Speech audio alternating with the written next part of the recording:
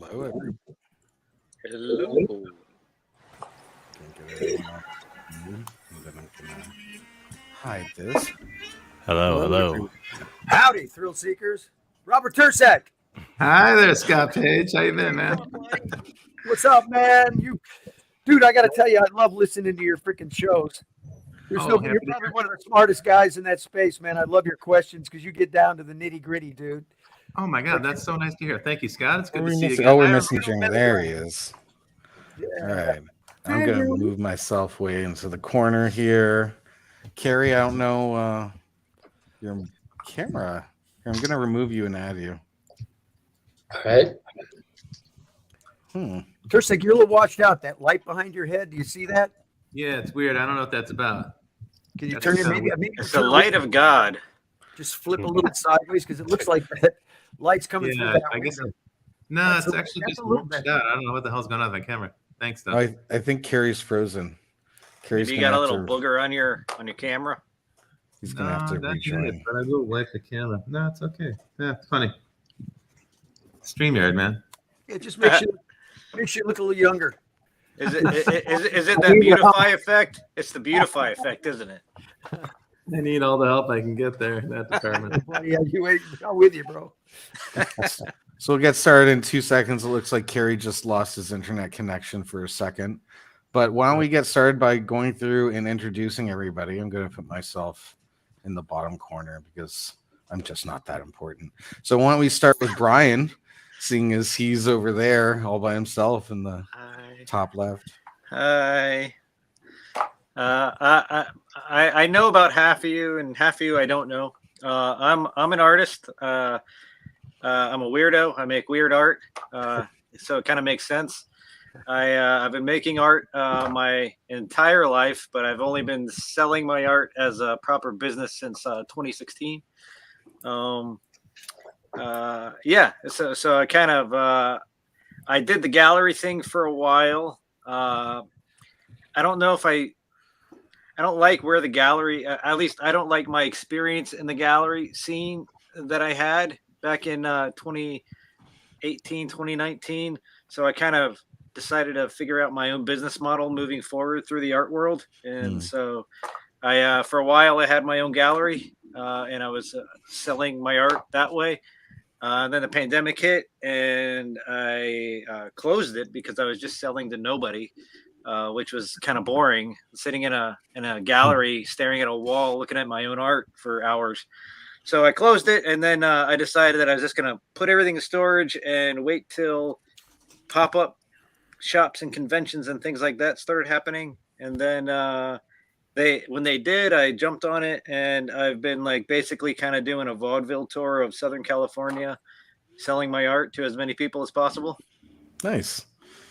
Calanthony, why don't you introduce yourself? The man, the myth, the legend. I guess so. Anyway, I'm Calanthony, for short, Cola. I'm a musician, an artist, entrepreneur, music manager, etc. I've been a musician my entire life. Oh wow, Richard is here. Ole, what's going on? Richard is my old professor. Hey, prof. That's crazy. Anyway, I've been working on music my whole life. I actually left advertising and decided to actually jump from the cliff around 2016 when we had a lot of traction in our band. I play in a band called the OBGMs. It stands for the Ooh Baby Gimme Mores. Yeah, baby. Things are going pretty well. Right now we're on tour with Pup the band. Next month we're on tour with Death from Above 1979. And then the month after that we are on tour in Europe with Frank Carter and the Rattlesnakes. I manage my brother Claremont II, who's like a 3-time Polaris nominated artist, Juno nominee. This probably doesn't mean anything to any American that's in this. Yeah. And believe me, I totally understand. Like, listen, Canada is not, nobody says like, I want to be big in Canada. So that's why, my band is touring the States right now. And I do. That's why, yeah. Well, you want to be, me too. I want to be big in Canada. But you also want to be big. but you also want to be big with like, with Canada as an addition, not as the main place you're big. All my favorite Right, artists no, are for sure, Canadian, for so sure. Yeah, if we can make it work here, why not? Exactly. Right? Yeah, Listen, to well, you want to make Let's make Canada great again.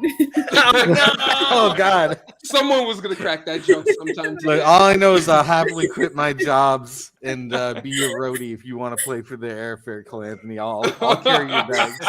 I'll go where you go. Oh, Nis, man. how It's- about you? Oh, Yeah, man. I'm Go ahead. gonna. Oh, sorry. Go ahead. Go ahead. I think you're still not done. No, I don't really have much more to say. I've worked with Witch Prophet. Witch Prophet is a good homie of mine. It's good to see you. Now I'm done. Go ahead, Miss. Okay. Yeah, I'm the co-founder of NFTO. See, I'm trying to do something here in Canada, because there's NFT Miami, NFT New York, NFT LA, and I was like, why don't we have NFT Toronto? So I started by just a small meetup. Like we would meet. The first meetup was like 8 people, and the fifth one was like over 200 people. Nice. Wow. It grew really fast because a lot of people believe that there is nothing in Canada, so everyone stays at home. But then the moment there is something in Canada, people just jump on it, honestly. Yeah. So that's why I said I want to be big in Canada. I want to bring Web3 to Canada, especially to 100%. Toronto. Well, thank you for all of your insights. Thank you. Rob. Hey, hi. It's fun to be here. I'm Rob Tursik. So I am in my day job, I'm a digital media strategist, and I work with big companies and help them try to figure out what to do in digital media, which is a lot more fun than it might sound because it involves forecasting and strategic planning. And those sound kind of boring, but if you think about it, they're very creative, because if you try to project out digital media 3 years or more, it's storytelling. You're making up stuff. You're having to figure out scenarios, and that's a really creative thing to do. But I'm also an artist, and as you can see, there's some paintings behind me, and my whole house here is full of paintings. And so I'm also like a traditional analog painter. And get this, back in the 20th century, I worked with Scott Page, and we started an entertainment software company. So it's nice to see you again, Scott. I know, so happy. Yeah, we had a good ride. That was a fun ride, right? That's right. It was We're at the good very times. bleeding edge, when the technology didn't quite work. Yep. Yeah, those were great times, no question. Yeah, the first Amazing. multimedia computers. Like now, people take that stuff for granted, but back then it was like we were amazed that anything worked and it didn't crash. So- Dude, they were When I was 386 25 megahertz Windows machines with 4 mega RAM, and Windows ate up 2.5 meg. You had to So learn you're that. describing basically my first computer. I got my first computer when I was like 8, and I started programming like right away. And when I was 14 years old, I worked at a mental institution for the developmentally delayed during the summer, $18 an hour at age 14. And I took all that money and I bought 2 3D Effects Voodoo 2s to throw them in SLI. Now, this is old Silicon graphics technology, so that I could be like the first kid in like Ottawa in order to play Doom in GL. It was quite a thing. Which I'm so happy to have you. Oh, sorry, was that Robert? I was gonna say, let's hear from Witch. Yeah, sure. It's weird. It's weird hearing you guys just say witch because it sounds like, How do you replace it with a B. You gotta say witch prophet so that people know. I just want to call you the prophet. The prophet is cool too, But yeah, my name is Witch Prophet, aka Leilani. I am a singer-songwriter from Toronto. I'm also the co-CEO and president of Heart Lake Records, which is a label that myself and my wife run. I do believe we are the second female-run label in all of Canada, Six Shooter being the first one. Nice. But maybe we're the first Black and queer women-run label. I'll take that. Actually, yes, Hell we yeah. are. Actually, if anybody asks, Absolutely. We are. Absolutely. We are. 110%. I've been doing music and art within Toronto in Canada for a long time, probably over 13 years. Got introduced to Web3 through my friend Latasha, which I'll talk later on about. We did a project together and it blew up, and it made me realize that there's definitely more to this NFT game than being like, what the hell's a Bitcoin? So it was great. Yeah. All right, Carrie. Hello. I'm Carrie. I'm the lawyer. So Yeah. you're the most hated guy on this panel. That's Wow, right. I just needed That's to know right. that one. I'll just try and keep quiet over here. That's my plan for tonight. Thanks, bud. I'm an intellectual property lawyer. I work for myself. I've been practicing for about 20 years now. I did a stint in a big firm and left to serve the creative community. So I work now primarily with musicians and authors. I work with ad agencies and gaming studios and software developers and everything in between.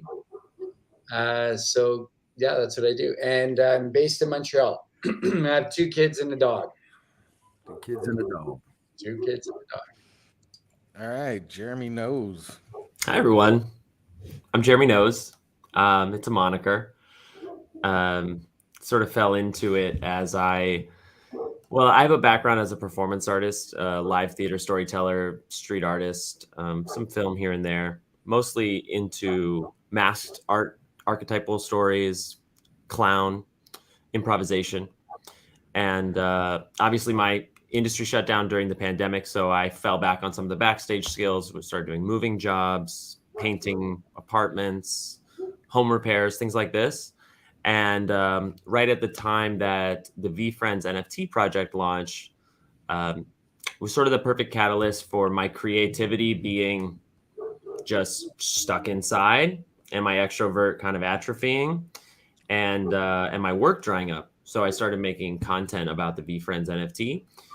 And now 16 months later, I am the #1 trusted community source for information about that project. I spend 8 to 10 hours a day educating and onboarding people into NFTs on Twitter Spaces. I see some familiar faces. Scott, it's good to see you. Yeah, buddy. So I'm what you would call a community builder now, which is, I think, is actually a pretty solid title. I think titles can sort of be problematic, but that one's been good, and I've fallen into that category. But I really see myself as a storyteller, and so I'm here to provide what I can in the way that NFTs as a platform enhance the story experience. Like, I actually fell on a sentence the other day talking to someone that everyone's trying to innovate with NFTs, and that's really great. But I think the open door for a wider community is actually to show people that NFTs as a platform can allow them to experience in a better way, in an improved way, in a more efficient way, in a more emotional way, the things that they already love. So that's sort of some of what I bring. I'm really happy to be here. I love there's. I'm excited to talk intellectual property with Carrie, even though he wants to keep quiet. I figured he'd be a popular guy here today. Chet. Hey, everybody. My name's Chet Czar, and I'm a painter primarily, an oil painter. I don't know if you could see that. I don't know. I paint like monsters and stuff. I used to work in the film industry since about, let's see, I got in around 1986. And I worked there for about 20 years in the film industry as a sculptor and creature designer. And I worked on movies like The Ring and Planet of the Apes, Tim Burton's Planet of the Apes, and tons of movies in the 90s. And I got really kind of tired of that. I don't know, the politics and design by committee situation. I was like feeling like a pair of hands, and I wanted to express my own thing. So I was able to leave the film industry and start my career as a fine artist. And so I've been doing that since, early 2000s.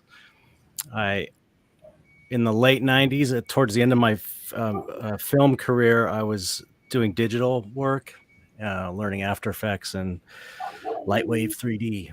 and I started Lightwave making. is a monster, dude. I learned Lightwave. I still There's- use it. How? Like I learned Lightwave and then I learned Maya, and I was like, this is so much better. I And know. I you know how it is. It's like, I want to learn Blender now, but for sure. but I started doing, it's funny, I started doing these looping animations in 98, 97, 98, just as like art pieces.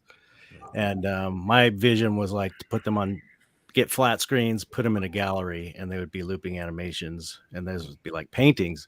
And it was like a revolutionary idea at the time, and so revolutionary that there was no market for it. There was no way to sell it. There was no way I could afford flat screen TVs because they were like $5,000 at the time. And so anyway, a friend of mine got me into NFTs at the beginning of the year, and it was like, oh, I can start doing digital art again.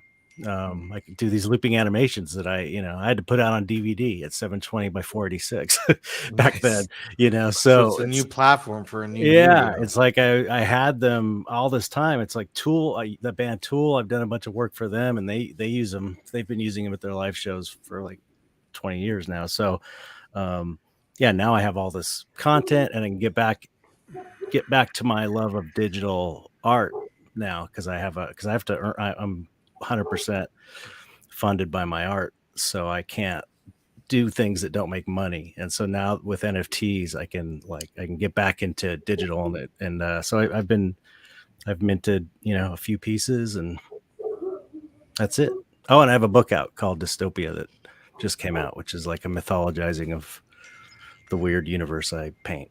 I'll check it out. I told you when Brian introduced us that I love world building, and I can't wait to check out what you've done.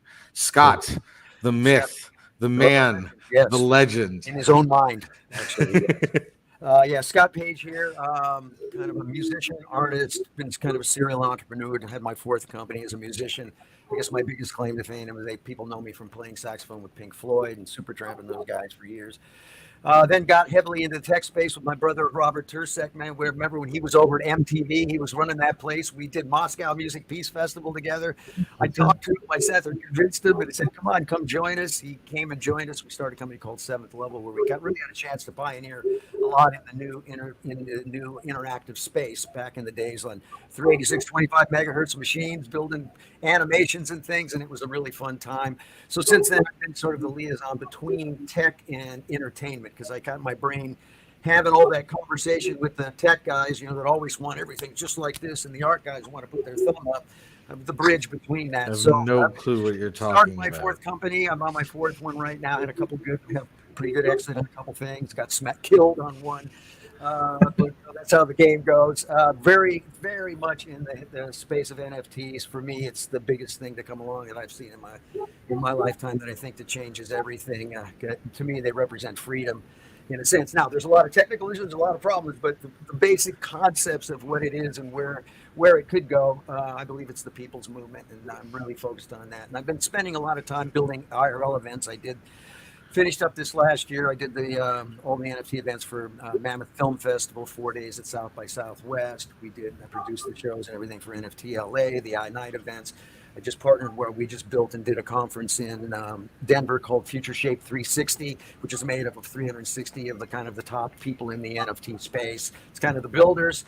We're launching, we're launching a new series of online, probably 20, 25 events this year, all in the NFT space. I'm getting ready to do my drop. I have a drop called Rock Money, which I'm very excited about. And that one's coming together, working with all the NFT artists and stuff.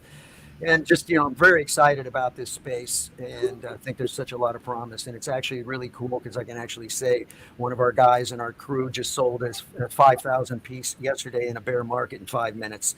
So Amazing. If you understand the model, you can go make some money. A couple $1 million here and there, it starts to become some real dollars, right? God damn. Yeah, it's a little more than that's out of my range. So I'll be your moderator for tonight. My name's Jacob Bondre. I'm the CEO of To Be Determined, which is an open employment, open education entity. Basically, I want to create something. I'm neurodivergent. and I have children with special needs, and I grew up poor, so I kind of understand how hard it is when you're marginalized and you're in low socioeconomic status. You don't get to choose your own schedule. It's like indentured servitude. You're working 3 jobs just to put food on the table. So I wanted to create this model that I borrowed because I've made quite a few agencies very profitable over the years, and I noticed I was sending large chunks of money up to a thin layer of people that were making outrageous salaries. And I was like, if you took that and distributed it, more evenly throughout the organization, everybody would do a lot better. And in fact, you could probably even subsidize training and educating people, as long as everybody in the organization is willing not to be greedy and just take a reasonable salary. And so that's basically what I've done. There's no resumes. You don't need any prior experience. You just show up, talk about what you're into. You can learn anything that we cover, which is all things product development, software development, and digital. We are currently getting ready to launch the beta of Listed, which is the company that is sponsoring tonight's talk. So we've actually pushed the beta live, but we're waiting for the SSL certificate to kick over, and it's taking longer than expected, but I'll drive you guys there soon enough, because honestly, their success is our success. They were like, yes, we love your model. Yes, we don't care that you're a bunch of untrained, poor, marginalized people. Let's see what you can do.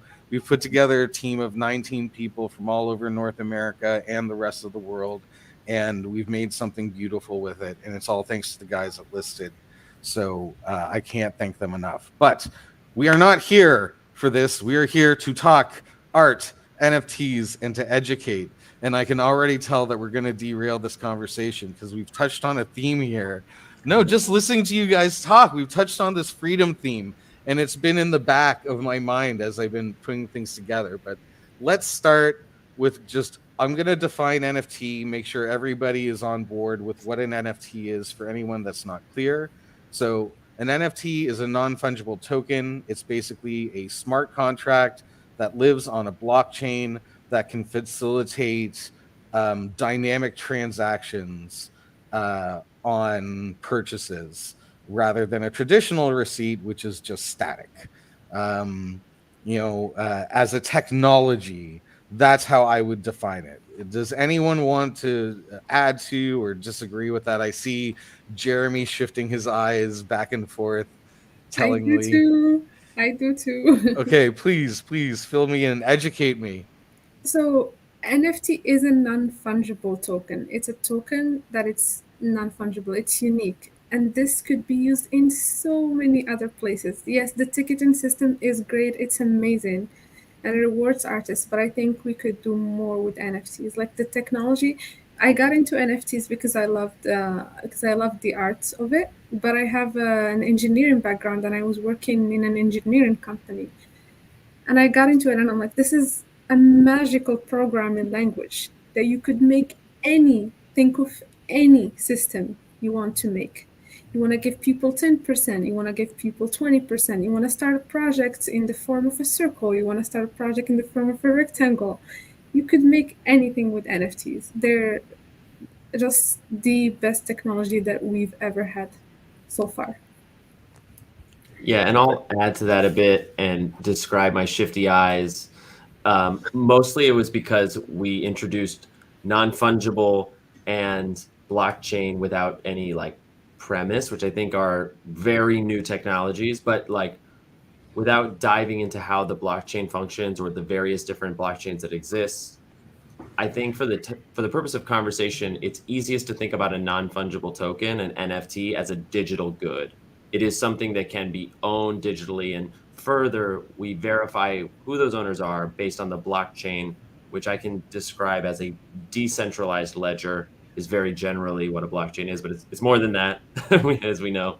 But I think talking about it as digital goods helps to understand why the ownership piece is so important, because to Scott's point, it is the consensus of verifiable ownership without the central entity dictating, giving the power to those people to own their own things, that I think is so profound, which is the paradigm shift that has led to where we are today. So I want to challenge you on one aspect of that. Yep. So I agree with everything that you said, but I'm gonna add to it. So number one, I don't think it's just digital goods. Exactly. You know, when I was doing the research, there's one NFT that is a 3D hologram encased in a box made by this world famous sculptor, and it sold for like $49 million, right? And I would very much consider that like a classical installation piece rather than a digital good. Scott, you have something to say on Yeah, this. it's basically just digital, because remember, a blockchain can be attached to anything. It's going to be used for all kinds of things, right? It's a way of authenticating. But so just for me, basically an NFT, the way I look at it is it allows me to build a business model. It's programmable. It allows me to do things that I could never do before. I can build, the exciting part is I can build rights, roles, and permissions into that. So I can take that same NFT and I can push it out to my audience and say, hey, everybody else build on it. And I can still maintain my royalties, right? That's the promise. Now there's issues with going across chains and stuff with contracts, but that's all going to get kind of worked out over time. But they really do allow for the artist to take back control. It's a total direct consumer business strategy. I can basically take it on. You got this little blockchain, this little robot network over here handling all of this stuff for you. So, and it can be tied to everything. And I think phygital is going to be a way that we're going to see a lot. And on top of that, I think every business, I don't care what you're in, if you've got a yoga studio, you've got a bar, you got to think NFTs will become part of that, because it's the ultimate loyalty program. It's a way to empower the people that have them and give them value. So all the utilities and stuff that can be built them. So they're much more than we go beyond the ape, right? We got the ape. Everybody says, why is that ape worth $1 million? How could that be? That stupid little JPEG. But when you realize it, it's allowing. It's not just a JPEG. Well, it's the rights, roles, and permissions to the overall community. It's like a distributed brand, basically, and people like are building. You know. So this is where I start derailing things. Huh? So okay. So then here's a question, because you know we're touching on this. We're touching on freedom. You know, I was talking to somebody about NFTs, and they had like a viscerally negative reaction, like super negative. And they're like, yeah, I saw it on CNN, and who controls it and who regulates it? And like my response to them was like, well, who controls the internet? Right? Like it's distributed, except unlike the internet, it's highly secure. So it's like, you know, the internet is secure because it's massive. Like it's a thing. Like you can't destroy it. You know, anything you've ever said on it is kept record forever. You know, it's like, it's almost like the first iteration of a blockchain without it knowing it was. And then the other thing I would ask is, do you feel like when the mass media, when people that are in established finance, governments make comments that absolutely will affect the market, is it because they're actually unsure of the technology, or are they just trying to maintain control? Like that's my question. It's probably both. Like, I mean, I don't understand this. Like, you know what I mean? I still don't understand NFTs. And to be honest with you, I still don't understand like coins and all that, right? I know, and I've seen as an onlooker and as a participant, like so many pump and dumps where these celebrities are just like they're you know, they take maybe a massive payment at the start. They get on something and then they tell everybody this is going to be big, this is going to be the biggest thing. They get it, and then by the end of it, everything plummets within like 48 hours, right? So it's just like it becomes hard for me to understand that. I want to understand it because I want to make money too, right? Like I think we all do. I mean, I think that's why a lot of people are here right now, like even just watching this, right?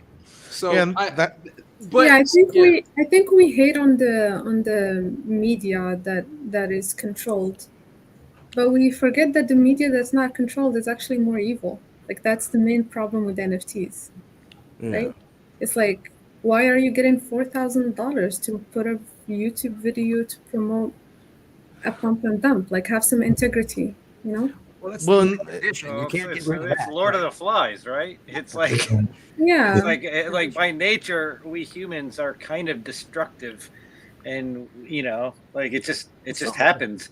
Like, Yeah, I it's think, true. I think Yeah. that's Well, why it- like you we know, need to recognize- self-regulate better than we do, but we don't. Yeah, but we have to do better if we want this technology to work, right? We have to behave. Robert, Yeah. you have something to say. Well, I hear what you're saying, this, and it's frustrating. I think that the pump and dump scams and all the fraud have cast a kind of negative light on NFTs as a space, and I think that's why you're hearing from people when you talk to them. They're always, the initial reaction you get from a lot of people is really skeptical. They're not wrong to be skeptical. They're not wrong, because candidly, just 6 months ago, 90% of the NFTs that were for sale on OpenSea were fraudulent. They were either ripoffs or the art itself was stolen from artists who weren't even involved. They weren't even getting credit or paid or anything. Yeah, we got ones done on us too, like where people were trying to sell like our name and our music, like both my band and my managed artists. People putting fake stuff on OpenSea, letting it believe that it was us, but it wasn't us. So when you have an unregulated space and it's highly innovative, it's going to attract all kinds of people, and some of those people are going to be fraudsters, right? As someone mentioned to me about, I was talking to somebody about this, and they said, when you introduce a coin, you have to understand that some of your customers are going to be there to try to hack the system. Like, you have to assume that that's part of who's coming to your platform. So that's a part of it. It's not everybody, and it's not the whole space, right? But that element exists. Then second thing is that in the broader public, because bear in mind, right now, it's a small number of people that are actually in this space, that are active in this space. In the broader public, there's a lot of people who don't understand. And what I've found, Scott knows, I've been working on the future for 30 years, just launching one new thing after another. And I can tell you now, anytime I bring a new proposition to anybody, half the people in the room are going to be like, right on, I want that. And half the people in the room are going to be, that'll never work. It's never going to happen. Here's the reason why. And when you have that mindset, you're looking for reasons to support your mindset. You're looking for reasons to justify why you should be skeptical, right? And this stuff is hard to understand. So there's more reasons. Like, people are lazy, and so they just want a reason to say no, so they don't have to try to get their head wrapped around it, because it is confusing, right? And so if you hear a story that says, oh, it's all fraudulent, or you're going to get hacked, or a bunch of the stuff is fake, well, that's a reason to be lazy and say, okay, great, I don't even have to think about NFTs because they're not for real. I'm actually happy that the NFT market crashed in the first part of this year, because it cleared out a lot of the noise out of the system. It got rid of a lot of the speculation. It got rid of the speculators. It got rid of a lot of the fraud. Not all of it, of course, but it just kind of cooled down the market. People say, well, last year was a lot of hype around NFTs. There was. And the recession we're having in the crypto space right now is mostly a hype recession. Yeah. Crypto technology continues to improve at the steady pace. It keeps getting better and better. And decentralization, it's not there yet. I mean, trust me, plenty of NFT is centralized in ways that really defy the concept of decentralization and defy the concept of the principle of the blockchain. But the progress is continuing to be made. It's all just small and incremental, so there's no huge breakthrough. And so what's happened is it's cleared a lot of noise out of the system. When there was a crash, it cleared away a lot of the fraudsters. It cleared away a lot of the hype. It cleared away a lot of the sensationalism. And now we can get into the interesting part. And I think NFTs have moved out of the toy phase, and they're moving into the phase where there's some real practical utility. That's what gets me psyched. And here I'm echoing stuff that Nis said and Scotty said and several other people said, and I'm totally with you. I'm excited about what's coming next. I'm not at all dismayed. And I think this kind of turmoil actually is kind of like a growth pain. You got to go through it. Every new market brings speculators, and every new market brings fraud. Yeah. You know what's interesting about that, Robert, is I'm in the community where all the builders are. Nobody's even, they're not even blinking. They're all like, okay, let's go. They're buying up. They're actually building. They're excited about the space. You're right. And I read a statistic the other day. It said even though the NFT market crashed and stuff, the sale of NFTs were up 4%. So yeah, that's right. That's right. Still buying. You don't hear that story too much, though, right? Like, the press doesn't cover it so much because they just want the sensational story. Yeah. So, I mean, that's a perfect segue into the next question, which was, given the current state, what are the new opportunities that are opening up? Like, that's so go to town, guys. Let's talk about it. Too many. There's I'm sorry. No, go ahead. I just gonna say there's almost the potential's so huge, and there's so many things you could do with it that it's like, I think that's part of the problem. It's like you could, kind of almost do anything. And a lot of a lot of things haven't even been thought of yet. The potential is so incredibly huge. And once blockchain and NFTs click in your head, you start going, "Oh my God, this is seriously paradigm changing." And it's exciting because it's like the creative possibilities are just like endless, literally, So It's very creative space. I say they're the greatest for storytelling. It's an incredible storytelling thing. It's engagement. It's experiences you can build on them, and it's really about building audience, right? We now know whoever owns the audience wins, and this is an opportunity, to be able to do that. We've got our 24-hour cocktail party with Twitter. We can start building audience and building that community and building value. And the thing about NFTs, why they work and why they don't, is the story and the community behind them. Just like I said, bear market. 5,000 pieces yesterday, 5 minutes sold out. Why? Gabe spent the last 6 months building the community, building up what he's doing, got the story, showed him where the roadmap was going, why it's going to be valuable. So it's really about building, you don't just put these things out and you say, okay, sell them. It's really about building the story behind them and building your audience so that the day that you go to sell it, you build your whitelist up, you build your stuff. Once you know that you're there and you've built all those things, then you do your drop and then it happens. But then the question comes, then what? Right. So you got to have, once it drops, and that's the problem you were talking about earlier, is about the rug pulls. People went out and did this and they didn't get the utility. Then what? So you're missing the power of what the NFT really allows. And it's crazy because what's so beautiful about this for independent artists, and I always tell this story. I went to a meetup the other day, or it was about 6 months ago. A girl, 19 years old, gets up. She's a photographer. She says, "Oh, I got into photography." She says, "And I want to do my photography all the time. So I got into NFTs 9 months ago." She says, "Now I pay all my bills. I live off my NFTs. I got a solid community that's buying my stuff." And then she said, "Oh, and I carved this portion off for my community center." And she was so proud. I gave them 2.5 ETH, which is $10,000 at the time. So you go ask yourself, how many 19-year-old girl photographers can go make a living off of photography and also give $10,000 to their community center as an artist? So that's why I say this is the people's movement. We have a shot, but we got to get educated. We got to learn, because you got to put 30, 40 hours in before you jump into this thing to really grasp, to start to get the grasp. And it even takes a lot more because it's very complicated and it's constantly changing. Every 90 days, it's a new game, basically. Prophet, you had something you want to say? Something that was really exciting, actually, that that brought me into the NFT world, and also that made me realize that it's more than just a digital landscape, like a Web3. It is recognizing the Web3 community, obviously, and is my friend Latasha, who's the person who introduced me into everything. So she is the first woman musician to release a music NFT. She released a video with my like a remix to one of my songs, and she did a 1-minute video and put it up on Zora, which is a decentralized space that she uses. So with Zora, what she's done is that, so she put it up there. It sold for like 2 ETH at the time. That was like $12,000. It was like a huge deal. And I thought that's where it stopped. I was like, okay, NFTs, we make money. That's it. It's always online. Until she came up with the idea of Zorotopia. And Zorotopia is a live show that has traveled to almost every single one of the like NFT LA, NFT NYC. They're going to the one at Art Basel. We just did NFT Song Camp in Jamaica in August with them. And so what it is, it's a live event. It's for music, and it's for music NFTs. So the musicians get to perform live, but then there's also a digital art show. So you can see everybody's digital artwork there, but out in person. You're actually interacting with the community. You're interacting with collectors. You're interacting with people who have no idea what an NFT is, but they recognize what a concert is, and they recognize what an art show is. And that's the way to get them in, because with most people, it's like, you got to take them out of, not everybody wants to be on the internet. So, like, you got to take them out of that mindset of like, it is so confusing. It's so confusing. It's like, no, it's not. It's music and art. It's music, it's art, it's whatever creativity you want to do.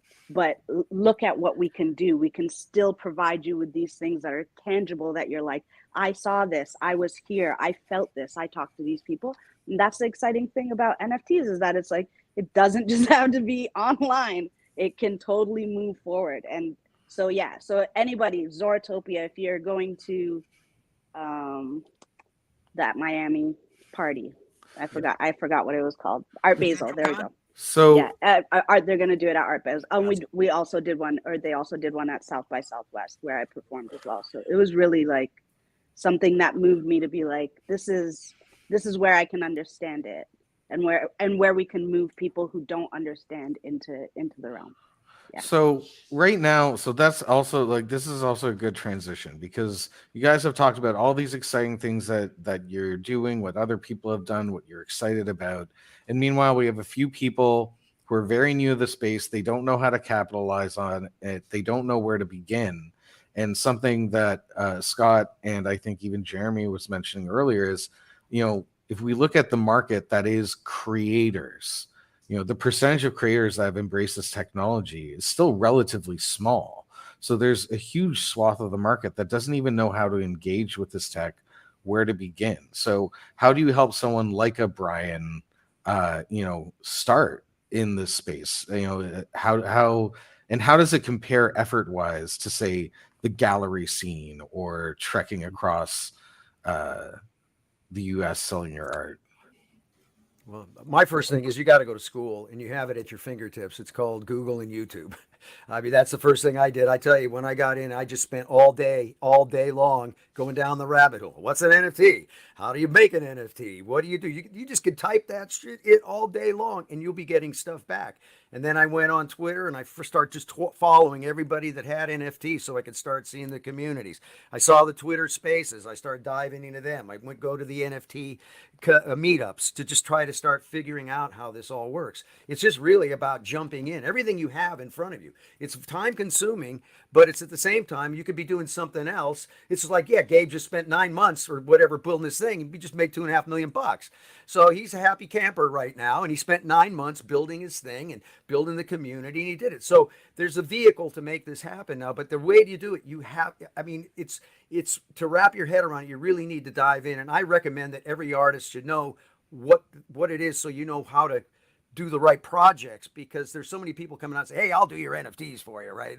And they go and sell them on this thing, and they don't really care. They're looking at the piece and they don't really set it up right. So being knowledgeable in this space. So I say it's education first. But Scott and everybody else, actually, I have a question connected to what you just said, which is, what are the pitfalls? What are the things people should watch out for or avoid? If you're an artist who's coming in, interested in the space, but doesn't know where to begin, because honestly, if you Google, how to mint an NFT, there's thousands of sites that claim they can do this. And as far as I can tell, that's a way to lose money, because you're going to spend a lot of money setting it up and minting, and you're not necessarily going to actually, first of all, connect with the community, figure out how to do your whitelist, figure out how to do the drop, figure out how to get the thing sold and so forth. But also, you might be getting ripped off because the platform might be a piece of shit and you don't know that. So please help me understand, break it down for somebody who's a newcomer and say, hey, here's 3 things you should never do. Avoid these things if you can. I would be interested. I would say, Rob, actually people need the way I thought about it, because it's crazy. There is no way you could actually really specifically know what's a scam and what not, especially getting in. You have that confidence that a website is probably just like any legal website that we have. Not knowing that it's your responsibility. Yes, it's freedom, but it's also your responsibility to take care of yourself. So I'd say just don't spend a lot of money on each project. Don't spend, as you're learning and going through projects and vetting and stuff, watch the results. Don't spend your hard-earned money. And then when you understand... Hang on this. I hear what you're saying, but that's not really going to be too helpful to say to people, well, you're on your own. You got to watch out and you got to take precautions, because no, but as you practice, as you understand and you have seen different projects and how they work, you can start losing money. It's not a problem, but only the money you could lose, and think of it as a tuition to your schooling. Well, I mean, you gotta go through some scams to understand how scam works. So that's exactly it. First, you should identify who the thought leaders are in the space, and you can do that. You can start looking around. So I listen to good podcasts. What's the best podcast? Edge of NFT, they have great people on. Start listening to those people, because then they start recommending things, and these are people in the space. And you got to have a little bit of, brains to know, well, this might not be as good, but look at the people. It's like anything. It's research, right? You got to go down the research hole. Yeah, Yeah, if I I would look at may, who the people who are selling and artists that I like and where they're putting their stuff, because if it's a verified artist or somebody who is not a fake or an, I mean, I was gonna say AI, but like whatever, but like somebody or somebody that is well known and they're saying like, I'm putting it on OpenSea or I'm putting on Zorotopia or I'm putting on whatever, or sorry, but like, then I would be more inclined to do that. Or like Sound XYZ, like I think like Snoop and Method, like Wu-Tang did a couple things through them, and so I know that as a musician that I could trust to go to that because they're not dumb. They have lawyers, they have crews of lawyers who are like, don't do that, don't put your music there. So if they're putting their music there, I'm gonna know that, oh, I can probably do something like this and it'll probably be okay. But of course, doing your own research. That's a good tip. I have a quick if question. Oh, sure, go ahead. I have a question that it might be a little bit backtracky. I'm the resident visual dunderhead here. So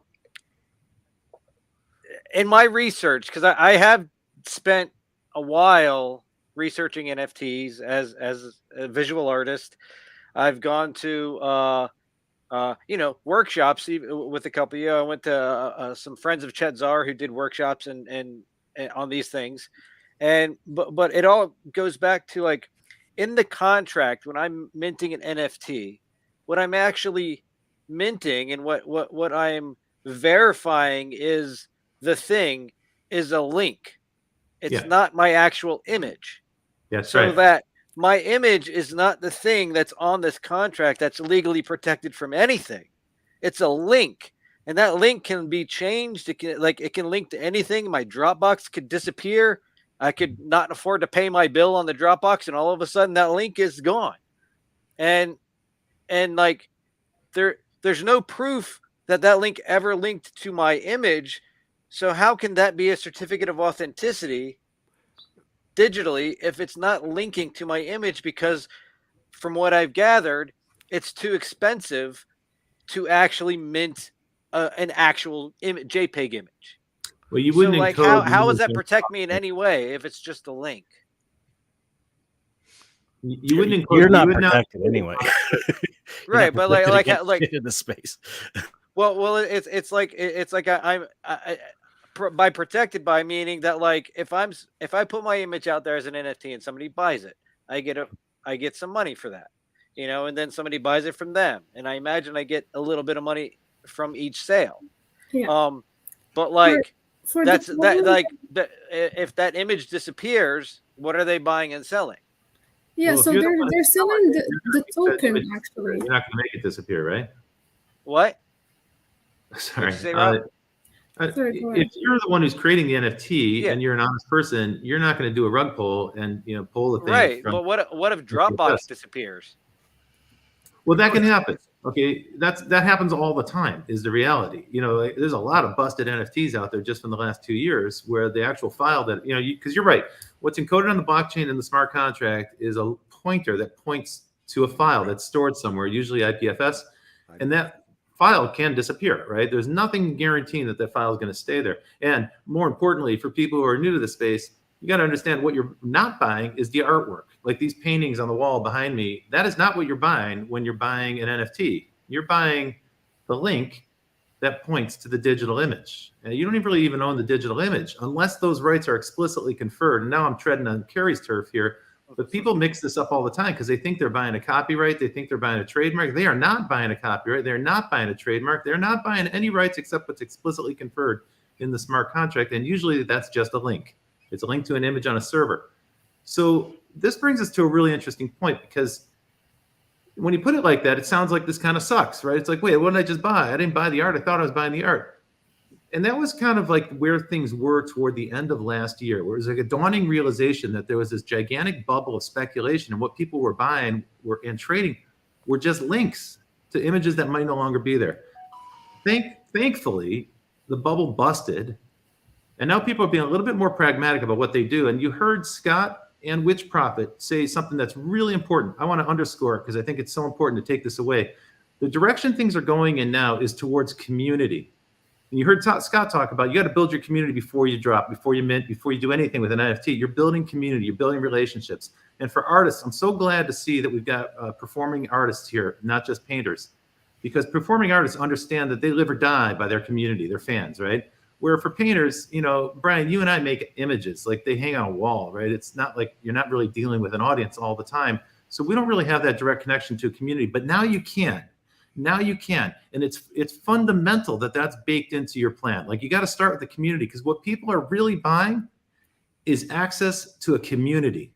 Mm-hmm. And it's a badge of membership to a community. You're not buying the Bored Ape because it's such an awesome piece of art. It's not. It's algorithmic art. It's a piece of shit. It's worthless. What you're buying is membership to a community, and that says something about you.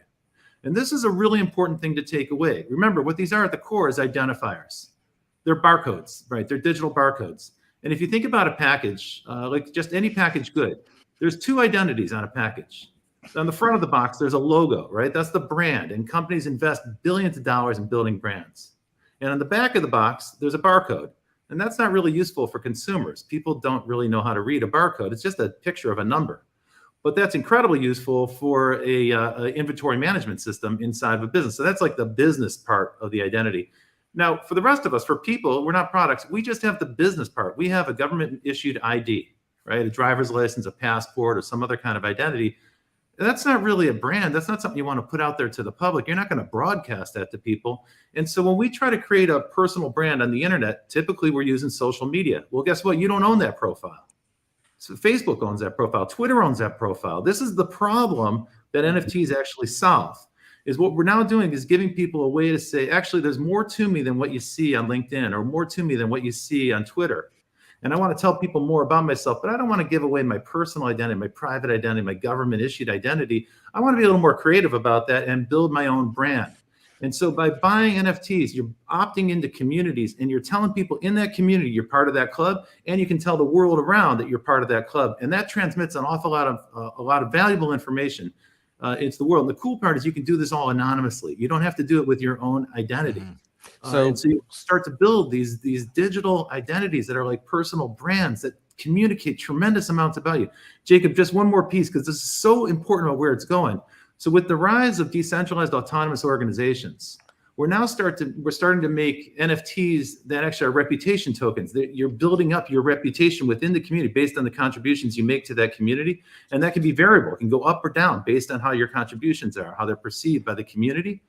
And that's a really strong identifier, right? That's like a really solid identifier about what you are, who you are, what your value is, and who how you behave, how you conduct yourself, and so on. And that in this online space where there's so little trust, that's a really powerful signal that you can rely on. So I'm extremely excited about NFTs in the context of DAOs. And DAOs are just just another configuration of online community, but people have a little more skin in the game. So anyway, that's sorry to go off on the deep end. Well, I kind of want to add to it, right? Picture, right? So I don't know if you had a chance to look at the last talk we did, but it was on the metaverse. And one of the things I was saying is that I really see NFTs as being like the underlying technology, the passports that will allow you to travel to the various communities in the metaverse, right? Now, they're utilities and tokens and whatnot to get into these various communities. I do want to, just a side note, because this will come to it later. I do want to challenge the you're just buying a link thing, and I want to link that in with Carrie later. But to get to what you're saying, Robert, I think that's exactly it, right? Like, man, this ties into so many more questions I'm going to ask, but it's exactly it, right? It's a community. You're buying your way into a community, into a virtual space, into a virtual community, and then eventually into a pseudo-real community as this technology continues to evolve. And so as you're walking through the metaverse, whether like I was trying to make people realize like the metaverse is going to be scalable, right? I can make an immersive 3D experience that I watch on my phone if I don't have enough money for a headset, right? So whether you're browsing through the metaverse or walking through the metaverse, if you want to enter this specific area, you'll need to have that NFT. You'll need to have that Right. token to show that you're a member of that community. Mhm. And I And think Jacob, that's how that's going to work. true. That's also true at a live event, right? So like you can Yeah. easily imagine every music festival is going to start to sell tickets that are NFTs. And those, depending on the level that you buy in or the level you earn up to as part of that community, you're going to have conditional access to different areas, maybe a hospitality tent or some other kind of perk or some kind of merchandise or some kind of swag. This is a really cool idea, right? And not solely based on money too, right? It doesn't have to be, right? Because the community, there's a lot of ways to contribute to a community, and there's ways to give back to the community, right? The other thing is that wallet, once the person who issues the NFT knows the identity, knows the wallet identity, they can send you more stuff. This is an incredibly powerful marketing channel, right? Yeah, that's right. No, look, this part is the super fun part that's just starting to click, and I'm excited about it. And by the way, like, Ticketmaster just did a deal with Dapper Labs, so like it's not like just independent artists that are doing this. The whole entertainment industry is starting to wake up that this is the future of audience and managing your relationship with an audience. But what it's doing is elevating the audience to an active role. In the past, like in the days of television back in the 20th century, your role as a TV audience was to be a couch potato and just sit there, and you didn't get to react or interact or participate. But now you can. Now we're all hyper connected. Until recently, we were hyper connected through a centralized platform like a Facebook or a LinkedIn or something like that. And people are kind of done with that now. We want to move on to the next thing. It's the promise of Web3. With the NFTs as identifiers, there's really an opportunity here to create an identity that I own, and then I can sort of opt for how much information I want to reveal about myself. I can stay anonymous. I can share my image. I can share some other aspects about me. This aspect of decentralized identity, I think, is incredibly powerful, and it's also space for incredible creativity. But what we're really doing here is activating the audience, and we're inviting them in to participate with the creator, with the artist, and so on. That's an awesome thing to do, and you can see it from the energy of the people in this room right now. The performers get it because they do that every time they perform live. For painters and people who do visual media, we don't really deal with live people, so that's kind of a new thing, but it's kind of a cool thing to hear from the people that are enjoying your art. Yeah, one of the things that we should talk about real quick is too, don't forget, I can create something that the audience can now have value in a secondary market. So they can buy that token, and that token can have money. Just like think about the Gary Vee thing. My buddy bought his Gary Vee token for $6,000. 10 days later, he sold it for $60,000.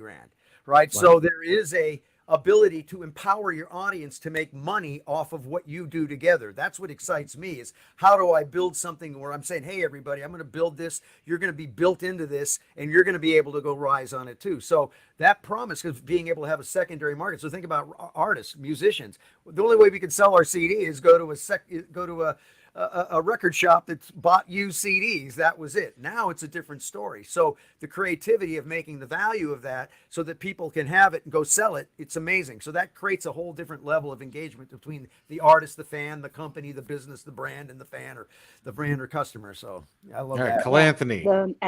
Sorry, go Cole. Calanthony's been waiting forever so patiently. Yeah, He's like, I've been trying to find the perfect place to hop in because everybody is like saying something that's pretty incredible. I think we trying to contextualize this as a musician and as a producer, as a creator, like, in the audible sense.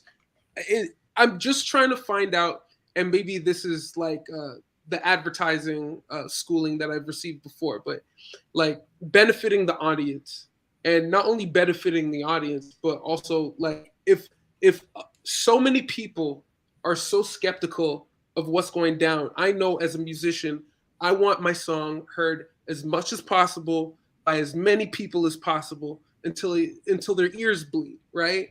But right now, like, and maybe it's because it's the early days, right? But because it's the early days, like, I'm only seeing like a finite amount of these customers, right? These end users. I guess what I'm asking is, I don't even know what I'm asking. I really just want to know how I get everything. I'm greedy. I'm an artist. I want the people, as many people as possible, as much money as possible.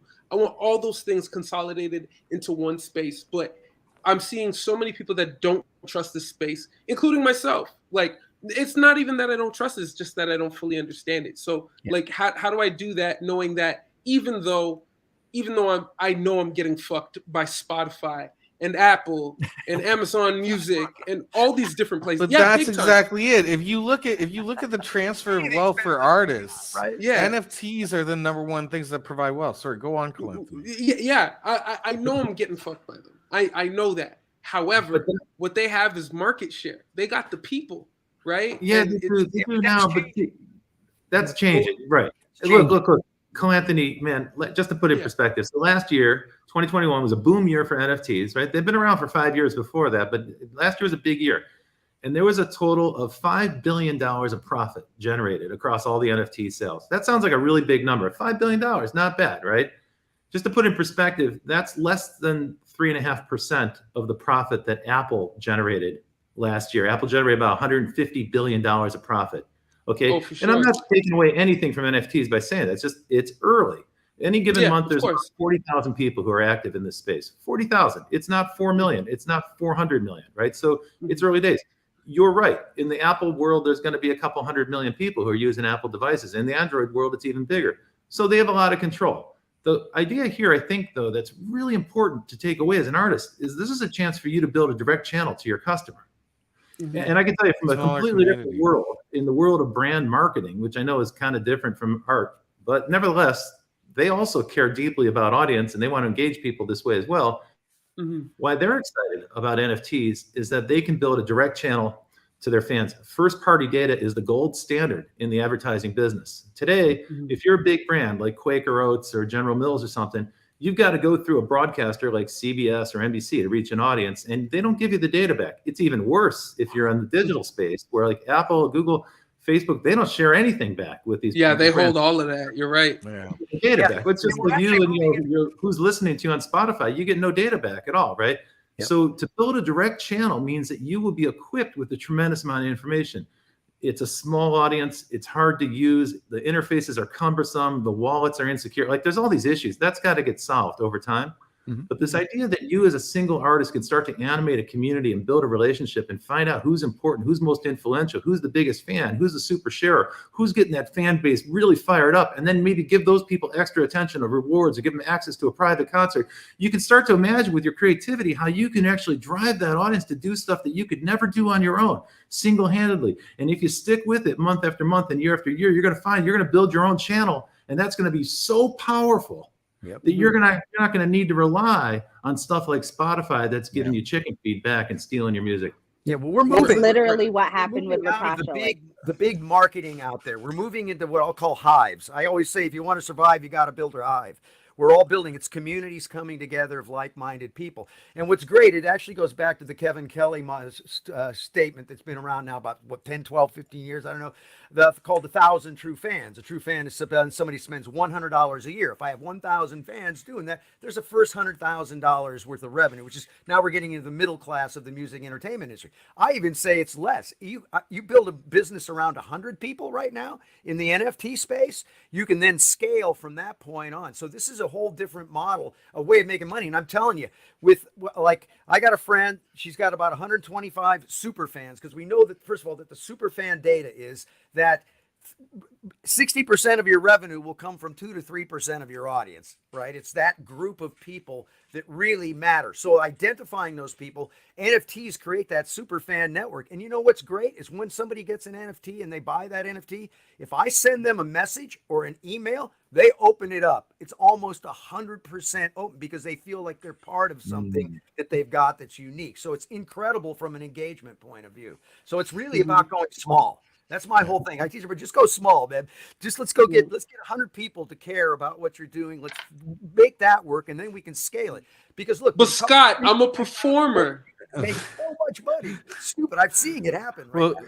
let's let Literally, Wish get honestly, her thought in Yeah, it. like Cola, honestly, like music NFTs and visual music videos as an NFT is something that has not actually been tapped into the way that visual art has been. It is a small scene.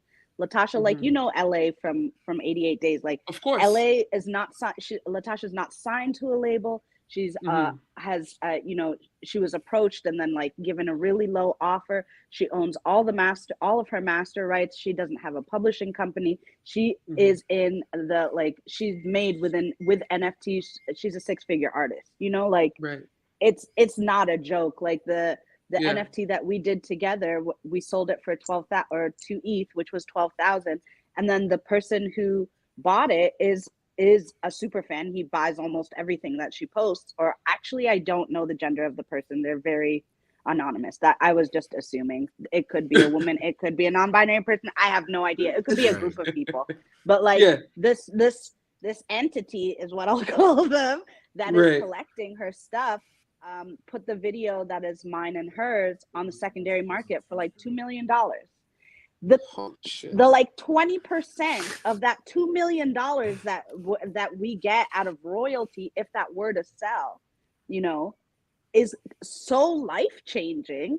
It's like a blink. Like I would never get that amount as an independent artist from Spotify, from Apple. I would never even know that there are people out there who are willing to pay $12,000 for a 1-minute music video.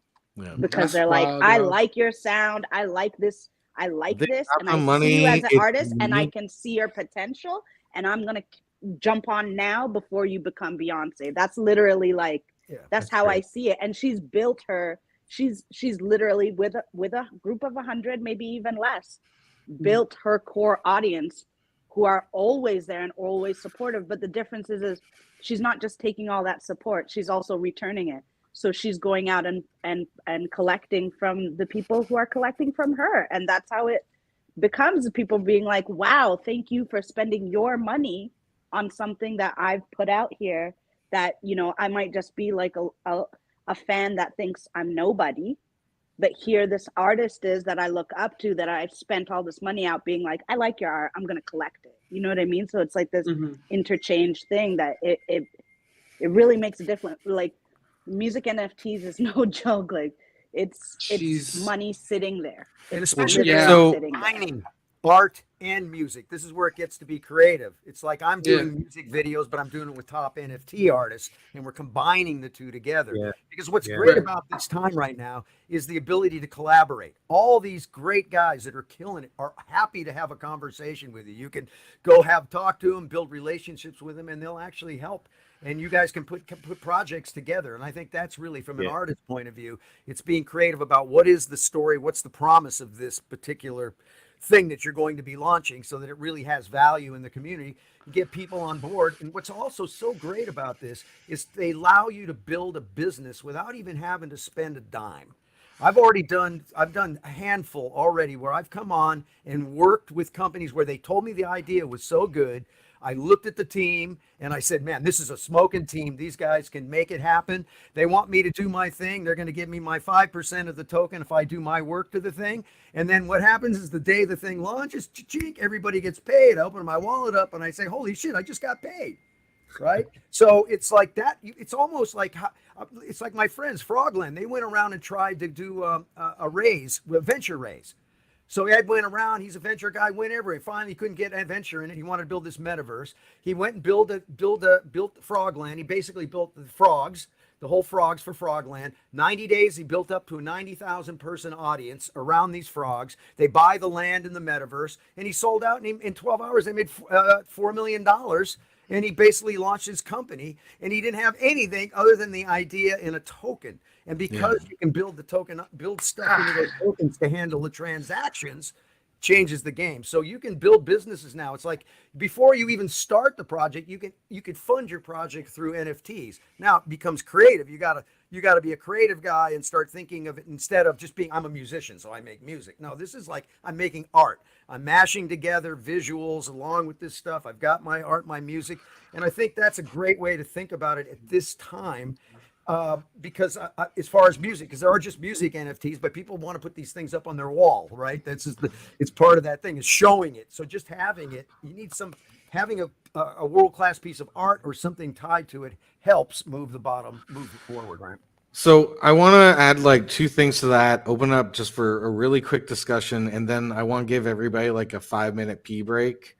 and let Frank from Listed say something. But I got to use the washroom. There's no way we're sitting here for 2 hours without getting up for 2 seconds. But the two things I wanted to touch on, there's an article in, I think it was either the Washington Post or the Wall Street Journal, and it was talking about the new creator class, in which all you need is an audience of 1 to 200 people giving you $5 to $10 a month to see your content, and you're earning a living. You're a new middle class creator with your audience. And then I think that's what everyone else is talking about, how you can scale that then using NFTs. I'm doing that already on Patreon. Yeah. And exactly, right? You get a small community that loves your work. They want to see you make more work. They enjoy watching your work. I got 300 people that are paying, my mortgage and some bills every month. Yeah. Hell yeah, man. Just because they want to support and see what I'm doing. Because they rather him make art that they can enjoy and see that very next week than have him not make art, right? And so make art that they can go sell and make money off of too. Because if he becomes really popular, the value goes up, right? Yeah, I'm already really popular. It's like it's like that's how I was able to do the Patreon, because I have like a big following, so I was able to bring them over from Instagram. I got 120,000 on Instagram followers. It's all been organic over the last 10 years, but I was only able to get like 350 people over. And it's like, that's all it takes. That's one thing I realized, because, you're so on social media, you're so supposed to, you're so used to like getting all the likes and, I need to get more likes. And then I realized that 350 people are sustaining me. It's like, I'm earning a living off of 350 people that I was able to bring over. And it's like, and I realized it's like, you don't need 1 million followers on Instagram. You need it's crazy to have like 300 people that you can count on. And these people are they're the ones that deserve your attention too. The people that are casually liking your stuff on Instagram, they don't deserve your attention. The people that are I'll put $1 a month down, I'll put $5 a month down, those people deserve your attention, because they're willing to put their money where their mouth is. They love you that much. So sorry to interrupt there, but no, for sure. That's perfect. You're exactly right. And then the second thing, my last profound thought I'm going to leave you guys with, because the second half is going to be very much talking about brands, commissions, and other ways that artists can leverage this technology to make money. But you guys are kind of plugging so I'm trying to do one of these quarterly, and all of you are welcome back. You guys are fantastic. But the next one is really going to be about decentralization and about how, our current socioeconomic structure was very much based off of the needs of the Industrial Revolution. And that kind of a hierarchy it fundamentally doesn't work.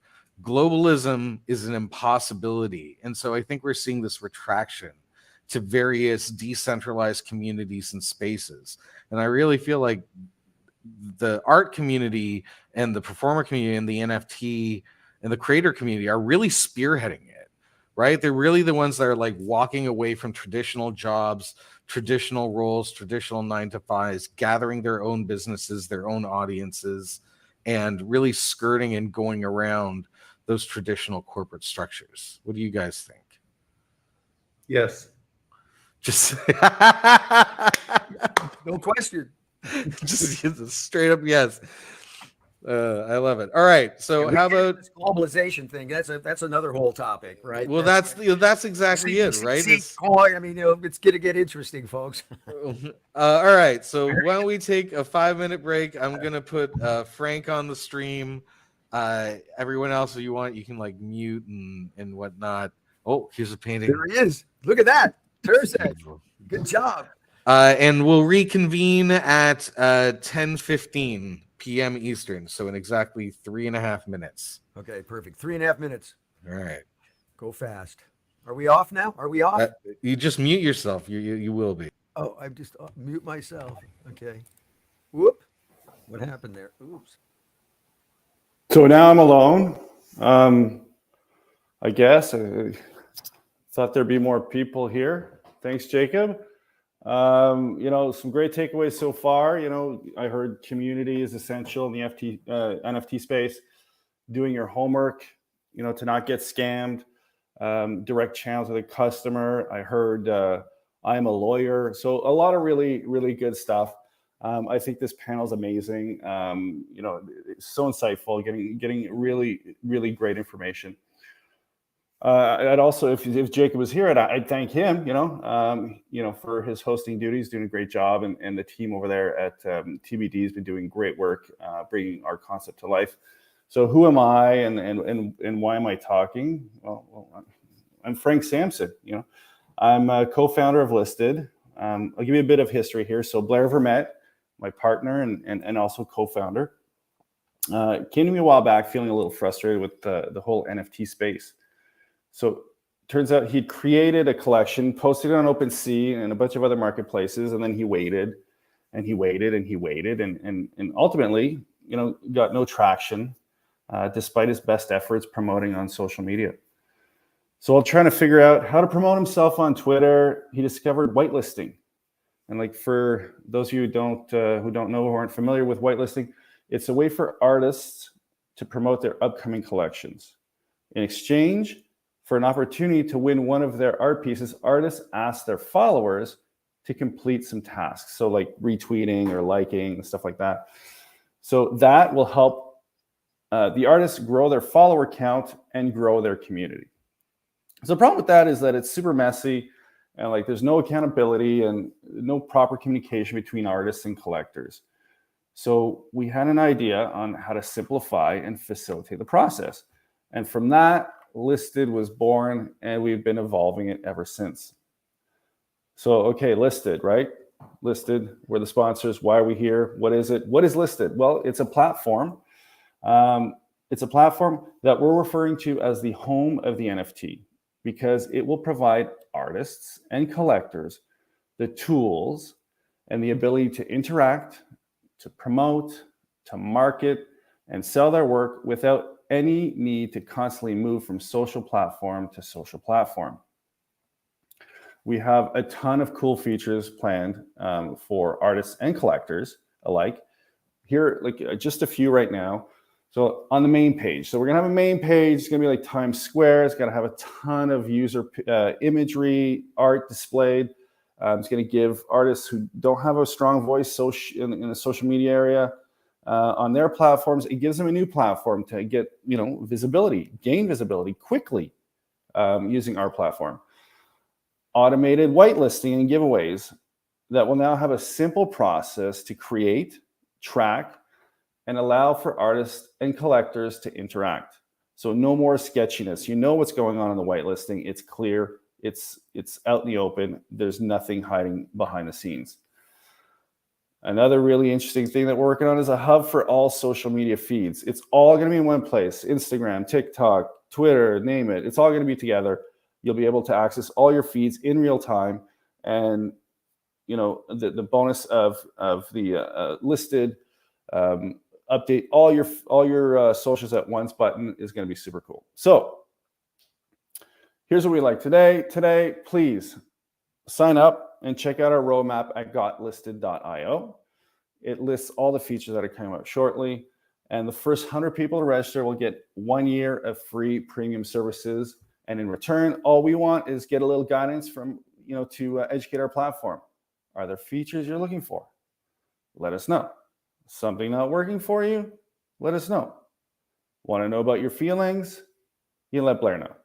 So please sign up and help us create an amazing tool that we believe will help bring clarity in this space. So thanks. That's Listed. I'm alone here. You're not alone. Jacob's back. I'm here with you. Wonderful. I'm going to send it over to Jacob.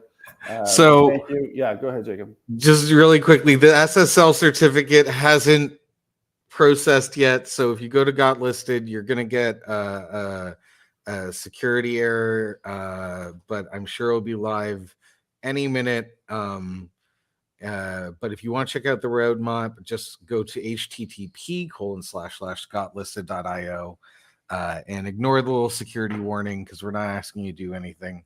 And you can take a look at the site and hopefully that security certificate will be up soon. All right, well, let's get everybody else on screen. Thanks, Frank. Thank you. We're really excited to be building it for you. I'm excited. I'm actually also CTO at Listed. Really what we're trying to do, just to like reiterate what Frank was saying, is create a way for people to facilitate these communities that we were talking about today. Like we're looking to give a lot of free utilities, sorry, not utility, I don't want to use that buzzword, free stuff for artists to use to cultivate their communities so that they can get in, as well as advanced tools and premium features that you guys can pay for to really pump out your stuff. But yeah, and really, hit home that community part, because if you don't have a strong online presence, creating one is an uphill battle. It is not the easiest thing to do, to create your own presence, to create your community. We're here to help you provide that, right? So we're Listed by definition is there to help you create a community for yourself. All right, let's get everybody back on. Thanks, Frank. Ciao. I see the comment about Cloudflare. We're actually using Vercel for the CI/CD for the product, and they generate a SSL certificate automatically. And I do not know why it's taking longer than usual. But oops, I accidentally put Matt in screen, and Matt should not be in stream. Yeah, there you, Matt. There you are. Very I like the panel shuffle. That's fun. and we're back. I'm just gonna randomly shuffle everybody about so everybody's in a different space. Maybe we'll get different people talking. All right, so we're back. We're back talking about NFTs, and we left off, talking that we were gonna go talking about brands. So one thing that I was, what we were talking about a couple of days ago, and Brian's beating up Chet. I should have never put them beside each other. If you boys don't stop, I'm gonna separate you and put you at the back of the room. Anyway, what we were talking about is like the effort of being an artist, right? And Brian was talking about all the effort he goes into creating his art. And we had a lot of talk about utilities and NFTs as tokens and memberships to community. It feels a little out there, but maybe you guys have some thoughts on this. I bring back to like Michelangelo and the Sistine Chapel being commissioned by the Catholic Church, which I mean this in a very as the least offensive way as possible. The Catholic Church being like the largest corporation of its at the time, right? Corporations didn't exist, but if you were a large entity with massive amounts of public pool and giant sacks of money, you were the Catholic Church back then. So my question is one, like, is it selling out for an artist to team up with a brand on a commission or a collaboration? And two, should brands be looking to engage more with artists as things become more decentralized in order to cultivate smaller communities instead of this kind of mass marketing approach? The answer there is definitely yes. I was going to say it's only selling out if you're working with people who don't align with your ethics. Correct. Otherwise, I love you, Witch Prophet. I was going to say the same thing. It depends on what the alignment is for that artist, because you can maybe rub up against something that's not your favorite thing to create, but if it doesn't align with your art, then yes, that is the definition of selling out. I would say I'd say just to add is one is building a brand is hard, and also bridging connections to bigger brands than your own is also very hard as an independent artist. There are brands that I thought would align with my work quite well that I spent a year trying to get connections to that resulted in nothing. So it's hard. I think it's and also building community, because I've been building my own brand for years now, and while I have a decent amount of people collecting stuff and it's nice, it's still hard. It's a hard thing to do. Hard is in your last name, sir. Yeah. Oy vey. You know, just I'd like to say something about the corporate thing. What we're finding now is like we actually did an event in Denver when we did Future Shape 360. We one of our events, one of our partners is Party Animals. I don't know if you know, that's a token gated community, and they did it. And what we did is we took over Choice Markets, gave us their market because they want to get in the NFT space. And we did the most cool one of the night's parties was in a supermarket, man. And they let the painters, Warhodl and freaking Gabe and all these guys paint the walls, and they're happy to have them. And they're seeing the community, and they're seeing bringing tokens into their shopping experience and all of that. So the point I'm making is right now there's a lot of corporations and companies that are trying to figure this out, and marrying artists and people that understand the space right now, it's going to be easier than you've ever had. It's like an easier time to mix with a brand if you have something of value and you understand this space, because they just really don't know what to do yet. And at that time, now we're getting support from them. They're all happy. They're showing up on our spaces things, and they're talking about it because they're trying to learn just like all of us are. So the art community has an opportunity to work with these companies now, easier than I think we've had in a long time, because it's a tough thing to get through, but they're out there hungry looking for ways to make this happen. So when I was talking to Carrie about this earlier, Never mind. Carrie and Frank and Blair and I were having a conversation weeks ago, and there was something that you said, Carrie, about how most brands, they just want to buy art outright. They're not looking for buying something and having to pay royalties on it. They don't want any residuals. They're looking for kind of one and done. And so I'm going to try to pit people against each other. Robert, what would you say to a brand to convince them that getting about 100 small communities of 100 people and engaging with artists and NFTs could be as valuable as like getting a one-off piece for free and putting it in a mass commercial? I'm actually having that kind of conversation with brands. I'll be candid. I'm dealing more with brands and big packaged goods companies in this space than I am with real artists. So I can tell you right now, there's an exchange. And this is what I would say to any artist that's listening to this program, but it's also exactly what I'm going to say next month when I talk to 60 chief marketing officers from consumer brand companies at a private event. I'm going to say, look, there's an exchange happening here. And what's being exchanged is really important for you to understand what's on the table. You as an artist are going to exchange your credibility in the space. And what you're going to get back in exchange is exposure and reach, because that's what brands bring. They can bring national reach and sometimes international reach. That's really powerful if you want to reach a big audience. That might not matter to you. And if it doesn't matter to you, don't do the deal. Mm-hmm. And if there's a brand that's not in alignment with your values, to which Prophet's point, super important, because you're giving away your credibility. It better be to somebody who's going to give it back to you and bring it back better than it was, in better shape than it was when you lent it. Mm-hmm. In the first place. If they're going to ruin your credibility, then no money in the world is worth that. That's the most expensive thing you can give away, right? You're going to ruin your credibility forever. So you got to be really careful about that. And I would say if a brand approaches you as an artist and it's not a brand that you are aligned with, maybe they are making a product that you don't love, like a tobacco product or some other addictive product or some kind of gambling product that you're not interested in, or something else that's just not cool. It doesn't fit with your brand.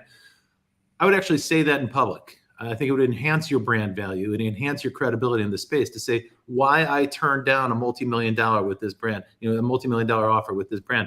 I think that's an important thing for people to understand. And it's also important feedback for the brands to get. So we're at an interesting point in history right now because most of the big media that we grew up with, broadcasting, television, radio, was paid for by brand advertising, right? So you had national brands and then you had national media. And so the national media was paid for, like literally those broadcast networks were paid for by companies like General Mills. As corny as it sounds, that's what pays for television. All these big movie studios in Los Angeles were basically built on advertising dollars from big brands. The problem is that now on a two-way network, the world that we're in today, it turns out that broadcasting doesn't work anymore. It's broken. And those brands don't really have a lot of credibility. And now people are smart and they can get access to information to find out that what those companies actually stand for is environmental degradation or exploitation of workers, or they're unfair to people, or the product itself has some kind of flaw in it, or it's bad for you or something else. So people are smart. So brands have an existential crisis right now. They need to find a new way to be credible in a two-way space where there's an active audience. The audience can actually find out more information and the audience can speak up and talk to each other. And brands have not found their footing. I would say they haven't found it very well in social media.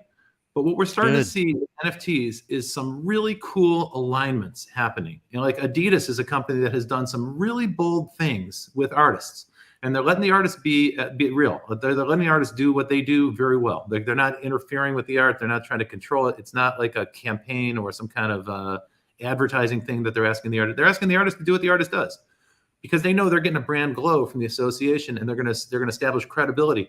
Now, Jacob, your point was, well, what about if it's 100 small micro communities? I think that's where we're moving into. And here, I'm just going to build on what Scotty Page said a minute ago, because it's so important and people should take it away when they listen to this. It's that we're moving into a world of micro communities. There's no such thing as a mass audience. Who watches broadcast TV anymore? 20% of the country. Nobody watches broadcast. There is no mass audience. Once a year, maybe, the Super Bowl or something, you get a big audience for a little while. But today we're all fragmented into little silos, like Scotty said. And candidly, a lot of those silos don't have advertising. Netflix, Disney Plus. This stuff doesn't solve any problem for brands. So brands have to get a little smart, and they got to be nimble, but they do not know what they're doing. They are not nimble. They're cumbersome. They're slow. They're cautious. They're scared. They don't want to screw up. They don't want to hurt their multi-billion-dollar brand. So why are we helping them? It's Well, like to me, the whole Web3 thing. It's like if you want the reach. Yeah, okay, but if you want the reach, it's worth it, right? If you want to reach a bigger audience, why not? Sure, but it's like if you don't want to do that, no worries. Like then That's it. You don't have to. That's the beautiful part. I get you. I get you on that, but it's like the whole idea of Web3 is DIY, not having a middleman, not having someone take your 50% of your art sales, blah blah blah. It's like dude, people still got to buy shoes. What's that? People still got to buy shoes. You don't like Adidas? No worries. There's 100 other shoe companies. There's a ton of little indie shoe companies. Yeah, that's true. It's just it's like I'm not necessarily against brand partnerships. I wouldn't do it myself unless maybe it was something I was totally into. But it seems like a lot of emphasis is put on brand partnerships in the space, and it's like, I don't know. It feels weird to me with the whole idea of freedom and do it yourself. And Web3 is this new thing, and everyone's bringing these huge corporations in and trying to hold their hand to get them to go along to this thing. They don't brand. They're not even really into it. It's like they're not into it. They're in it. They see the writing on the wall, but it's like, everybody that's in now is like into it. So this is a broader question. Is it inevitable? We have all these large scale brands, right? And to your point, Robert, like everybody needs shoes, but also, there could be a cobbler in your hometown, right? So, it seems like, quietly quitting, like, again, we're getting into the next talk, quietly quitting, decentralization, finding your own audience. Like, is the decline of national brands and international companies an inevitability? Like, is this the beginning of like the masses going, yeah, you know what, this is our space, like you can try to engage with it, but we're just going to go around you. We're going to create our own markets, our own communities, and we're just not going to worry about you anymore. You're seeing a lot of that right now, and just in general, if you look at it, I've worked with I've been consulting with some pretty big names, right? And I came in just 10 days before they were getting ready to do their drop. And I'm not going to say because I don't want to do it, but they had this whole big drop. They spent like $100,000 on marketing on their NFT, and they had 2 big giant events that were happening, and they thought they could go put this NFT out. And I said, dude, you have no audience. You don't have anybody in this space right now. And they said, oh, but we have to launch. I said, dude, let's cut it back. Make it do one thing. They had 2 people sign up for that thing. Yeah, you can't go big. Because what happens is this community right now, it's all about, they'd rather get behind the kid that has created something cool that's in the community, that's honest and heartfelt, than to get behind something that sounds kind of like, okay, I'm supporting. So you do have that issue right now. That's the period of time around. It's this independent thing. Well, so the thing is, any more people to make yourself build your business. It's like you said, Chaz, you don't have to, dude. That's the beauty of this. You can go make this happen without it. But in my case, it depends on what my long-term goals of what I want to do, because the big brands, they have, like Robert says, they got reach. And there's things. So if you can be clever and create the right thing, the point is they got the big dollars, they got the reach, and they can take you to another place. You just got to, make it align with yourself and be creative. Yeah, I think Brian wants to say something. It's just very Web 2. That's all I'm gonna say. Isn't it just a matter of time before the big brands with endless amounts of money completely infest this space like they do everything else? I don't And then ruin make it a place where it's like independent artists can't even afford to stay there. So that's actually an interesting question. So, and I might be incorrect here, but Nice, you have I was told you have like a sheepish look on art in the NFT market. You'd think art as the primary NFT thing is necessarily the future. Is that the case, or? As a way to support artists, of course, because this whole thing started with artists. We can't leave them behind again, honestly, because a lot is happening with NFTs outside of art. Yeah. And not specifically with NFTs, with crypto, because right now crypto and NFTs are working together, and it's people are creating communities, doing stuff with the communities like in real life, in the ground. So this thing is like taking off in so many different ways.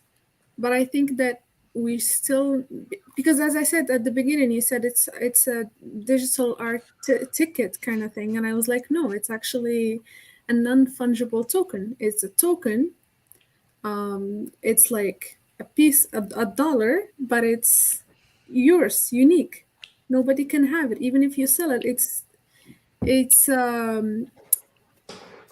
like saved in the memory of the blockchain forever, that you owned it at some point.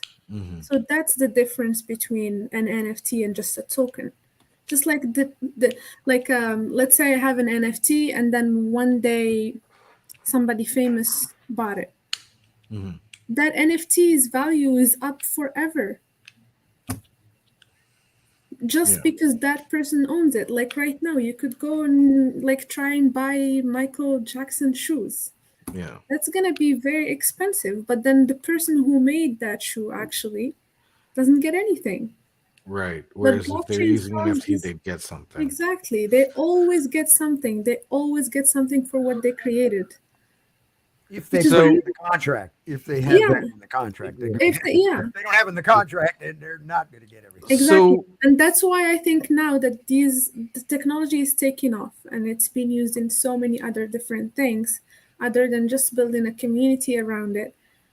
I think you guys should be more open to more ideas to understand what's going on outside of this. Because right now the latest thing is reimagined finance. People are using crypto and NFTs to build financial systems with their communities. Yeah. So and like it's a great bartering system too, right? Yeah, at another level. exactly. So and it's the big thing right now, and it's a new thing. It's like only 2 months. That's why I understand it's very time consuming if you want to keep up. Wait till you start walking around, and everything you're around you, you're walking up, interacting with NFTs on the wall. Exactly. Oh, I want to buy that. It takes me someplace. That's going to be a total game. Exactly. So the only way for artists to actually stay on the only way for artists to stay on the market, and I want them to stay on the market because the same way we want to reward the creator of everything, we want to reward the creators of this movement, which are the NFT artists. Right. I want you to get on the next big projects. I want your art to be the face of the next big projects. Because now, as you said, we have agencies, they come in. Yes, you can see that the agencies that come in, the art agencies, they come to see artists. And yes, it's working because they do art too. Yes, they're still corporate, but they do art. But on the other side, there are corporates that are coming and they're not using art. They're just using tokens because they don't care. Why would they put art on it? Right. So that's where there's plenty of examples of corporates that are teaming up with creative people and musicians to do actually kind of cool stuff. It might not be as cool as Chet thinks it should be. That's fine. I mean, there's a spectrum here. But look, gloves off. It's not about what's cool or not. It's about my point is like the people that are in this pioneering the space are in it because they love it and they're totally into it and they want to see this thing grow. And then it's just weird that there's the corporations, like they always do, are like going, "Oh, I smell money. This is where all the action is," and they don't have a clue. Let me finish. They don't have a clue about how to do it, why they even should do it, why they should be interested. And everyone's like going, "Oh, come on, please, let me get you in here. Come on, we're going to help you out and show you how to do it." And it's like, I'm not against sponsorships or anything. I had a sponsorship with a brush company before. It's not about that. It's just like, you kind of don't need them. You don't need them. Everything we said, as Scott was saying at the beginning of the whole show, was like, you don't need the middleman. You don't need this shit. You can do it yourself and make $1 million in a month or whatever. You know, everyone can be a business owner too. Isn't that wonderful? Like you could. Yeah, all artists are business. All artists are business. Yeah, They're entrepreneurs. Yeah, and I come from a technical background, and I run my projects as like if everyone is part of the business. Like it just you team up with people. You don't create that vertical leadership that kills people. No, you team up with people. You get people together and you motivate them to accomplish your vision, something that you want to change about the world. And if you manage to convince people to do it with you, you could do it. So like, I'm, you know, I feel like the I'm just like, why would you want brand. to? I'm I gonna, feel like, I'm yeah, gonna. but like not all artists, not all musicians have access to brands and the money that comes with brand partnerships. Like not everybody is going to turn that down. It doesn't necessarily mean that like, you know, it's a bad thing to work with Adidas or to like, I just saw actually, I forget her, I can't remember her name, but there's this NFT artist that I follow on Twitter, and she does like surrealist art, and she's like, maybe 16 or 17, and she just did a collab with Chicago Bulls, where they like did an NFT project where they got all these different NFT artists to like redesign the color palette of the Chicago Bull logo that has never been touched. It's like and the access that it has provided her to be able to do that. And even though it's like, why do you want to be in this market in the first, like what the hell does Chicago Bulls have to do with NFTs? But like the fact that she was able to work with them and have their name on her resume, and like her ability to like have that money that came with it, because but I think everybody's gonna make $1 million in their NFT. To say that is like, it's not realistic. See, that's like where, not that's everybody. There's a small percentage that's gonna do that. I agree. And when you have the opportunity to make money, it's like it takes money to make money. So you might as well take that brand deal and do something and show your creativity and get that money and put it towards your business. I agree. Rather than be like, fuck that. That's where Rob comes in. That's exactly what he says. It's like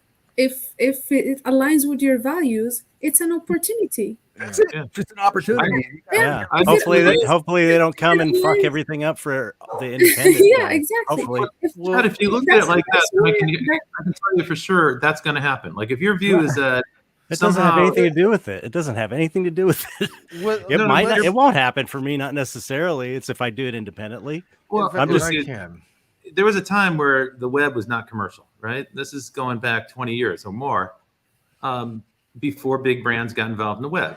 And it was safe to be weird on the web. And it was cool, but it was small. And it was cool because it was small. Okay. Right. And there was an early adopter community on the web. And actually back in those days, online discussions were actually completely different from the kind of discussions that you get in social media today. I say that because not everybody on this call was around at that time, or you were young or whatever, but like that was, I've been through every single phase of this evolution of the web. Let me tell you, in 100 years of electronic media, there's never been an electronic medium that was not ad supported. Yeah. Now, maybe it won't be broadcast advertising. I don't think it will be. I don't think that's going to play so well in this space for all the reasons Chet just said. But I think it's almost naive to think that major brands that want to reach customers and want to connect with them are going to stay out of the space. I think they're going to be there. So it's your choice. You don't want to deal with them. That's cool. I respect it. Chet, I totally respect what you're doing. I'm not against it. I'm not in any way disagreeing. Yeah, same to you. But same to you. Here's the thing to consider.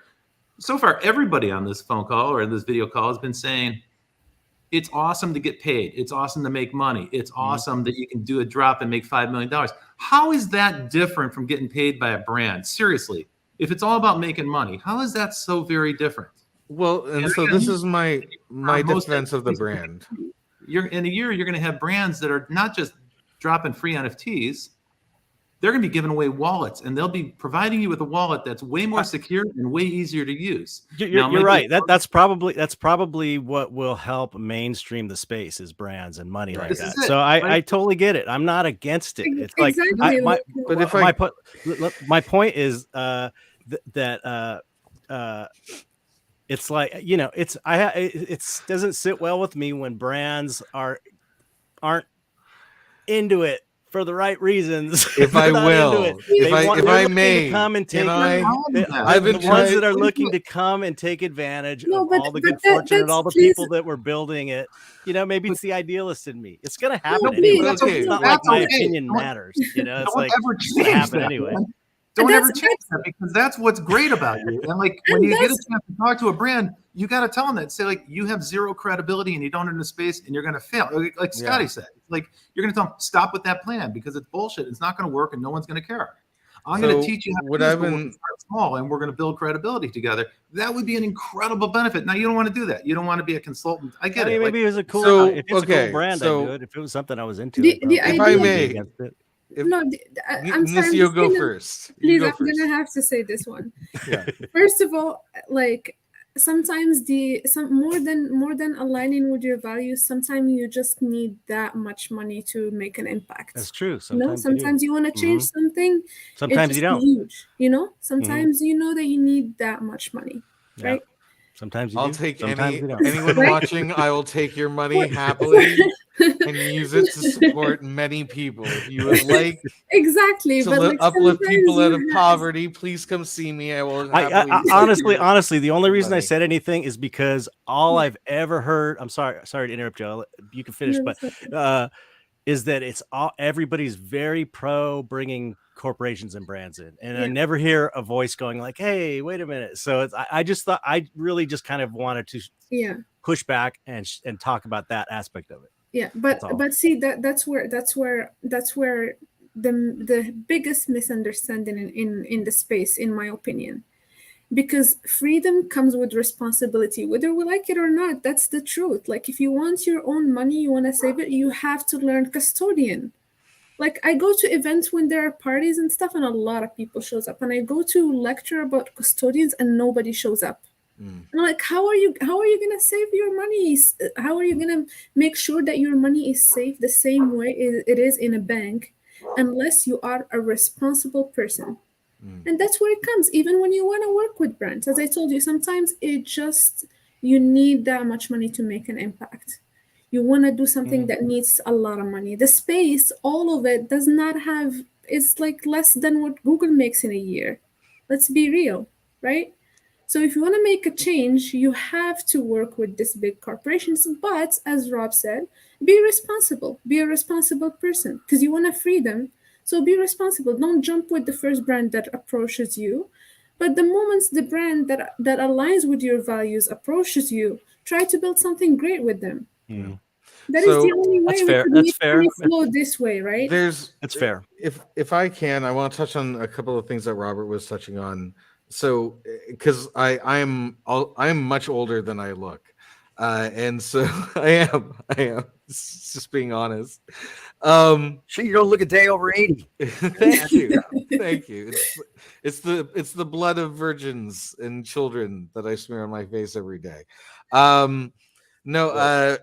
What I was saying is, no, I've seen this. I've seen the early part of the web. I saw the early part of social media, and I saw in both times. The second time I was in a position where I could educate, and I was like, look, if you're a brand and you want to enter social media, you're entering a community. You need permission.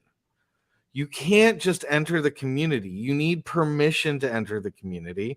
And you can't buy your way in. You need to earn your way into that community. And you saw in the early days of social media, some brands really, really doing that, earning the trust of their community, engaging. And then, like, I don't know what happened. Like, the people that worked at Forrester won. And it was like, if you put a video and a hashtag, you're guaranteed a 2.1% click return rate. And it stopped becoming about community, and it started becoming about math, right? Which is why now brands have virtually zero credibility in social media. And they won't even touch it because they don't deserve to touch it. They squandered any ounce of goodwill they had with those communities by turning it into a mathematical equation. So what Because I would it's not say, authentic and everybody can tell. it can tell exactly. We got to think about what is a brand. There's a lot of small brands and companies and things. When you say brands, it's like it gets thrown into this thing. There's millions of brands, And some of them earn the right that are going to be aligned with what you're doing and everything. So we can't just look at, when we say brands, we just think of the big machine, because there's a lot of smaller brands that you can definitely do things with, and they're the ones that are going to look. I think the main thing in this whole conversation is there's now new opportunities for artists to generate revenue through relationships, and especially the ones that know how this work. And if you build a community and you own it, because remember, whoever owns the community wins in this game. That's the whole thing, right? And so if you have community, you have stuff, and now you have find a line with a brand. It might be a shoe brand that's a small shoe brand out of Cincinnati. They're not the evil guys, right, or whatever. So there's so many brand opportunities. The point is now, because of where we are in the business cycle of all of this, I believe that the opportunities for brands and artists to come together is easier than I've seen in a while, because they're looking for ways to go. So you've got a hungry market looking for some new ways to generate revenue. You're going to see me in a brand deal in a week. You'll see me on Twitter. I'm doing something with Gucci. I wanted to actually ask. I think this is a good space for Carrie to jump in, because I feel like being a musician and working in the entertainment industry, I think a lot of, especially young kids, who have the opportunity to do something great within space. Those are the ones, or in any space, those are the ones who usually get got by these big corporations. So I guess what I'm asking is what are the legal things that getting into the space with a corporation should young folks be looking out for, or people who are new to the space? If I can add to that, how can artists in general protect themselves? Right? Yeah, because one of the things I see, I want to just expand on what you're saying, Cola, is there's an entire community of musicians, some of them absolutely amazing, putting out their stuff for free on platforms, saying that you can use it royalty free on YouTube. Then these other companies come in, scrape that, put it on their own website, make ad dollars off of it. These companies are making millions off of these kids that are making money. So how can artists, musicians in particular, but artists in general, protect themselves or try to ensure that they're not screwing themselves over early in their careers in an attempt to get some? I was very confident that I was going to get through 2 hours of this without saying a single word. I knew you were trying to. Not with me. I've been roped in, and well, I can't really speak to the NFTs in particular, and I don't think I'm being asked that question in any case. I mean, I think when we talk about the contracts that underlay the NFTs, whether it's for a corporation or otherwise, and what are you looking for as an artist in those contracts in terms of protection? Sadly, more often than not, if you are getting the money, then you're giving up your rights. I mean, that's usually the golden rule prevails, and that's kind of how it works. I think, to Rob's point, first and foremost, you want to be selective about who you're working with, and that will come down to principle. As I think Chet has been expressing the matter of principle in a different context, but having principles about who you're going to work with and being willing to walk away from a deal. I mean, if you're unsatisfied with the terms, being willing to walk away from a deal.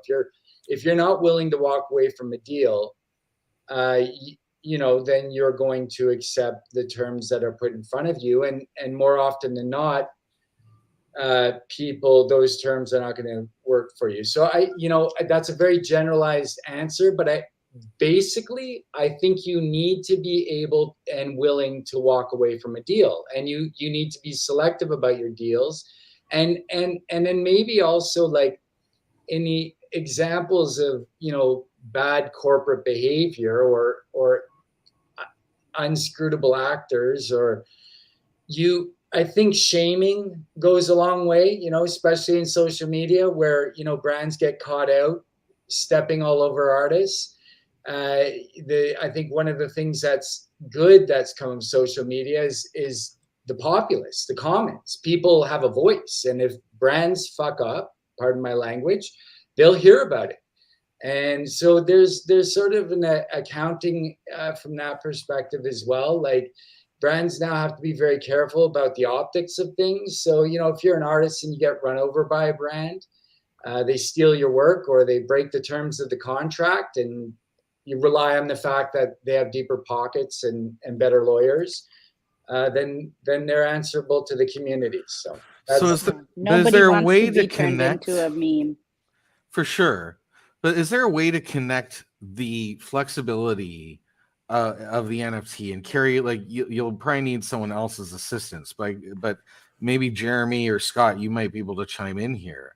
But use regular contract law, regular contracts, but the flexibility of the NFT to ensure that the artist can retain certain rights rather than just giving up the goods, right? Because the way I see it, and please correct me if I'm wrong here, but Justin Timberlake didn't need to give up to McDonald's. He got to retain a certain percentage of those rights. He didn't write it.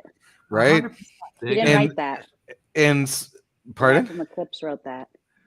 What's that guy from the Clips? Oh my God, Drake. Pusha T. Nemesis. Pusha T. Pusha T wrote that.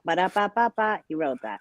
That's amazing. But the point being is like these are powerful artists, and so they were able to retain the right to perform, to sing, so on and so forth.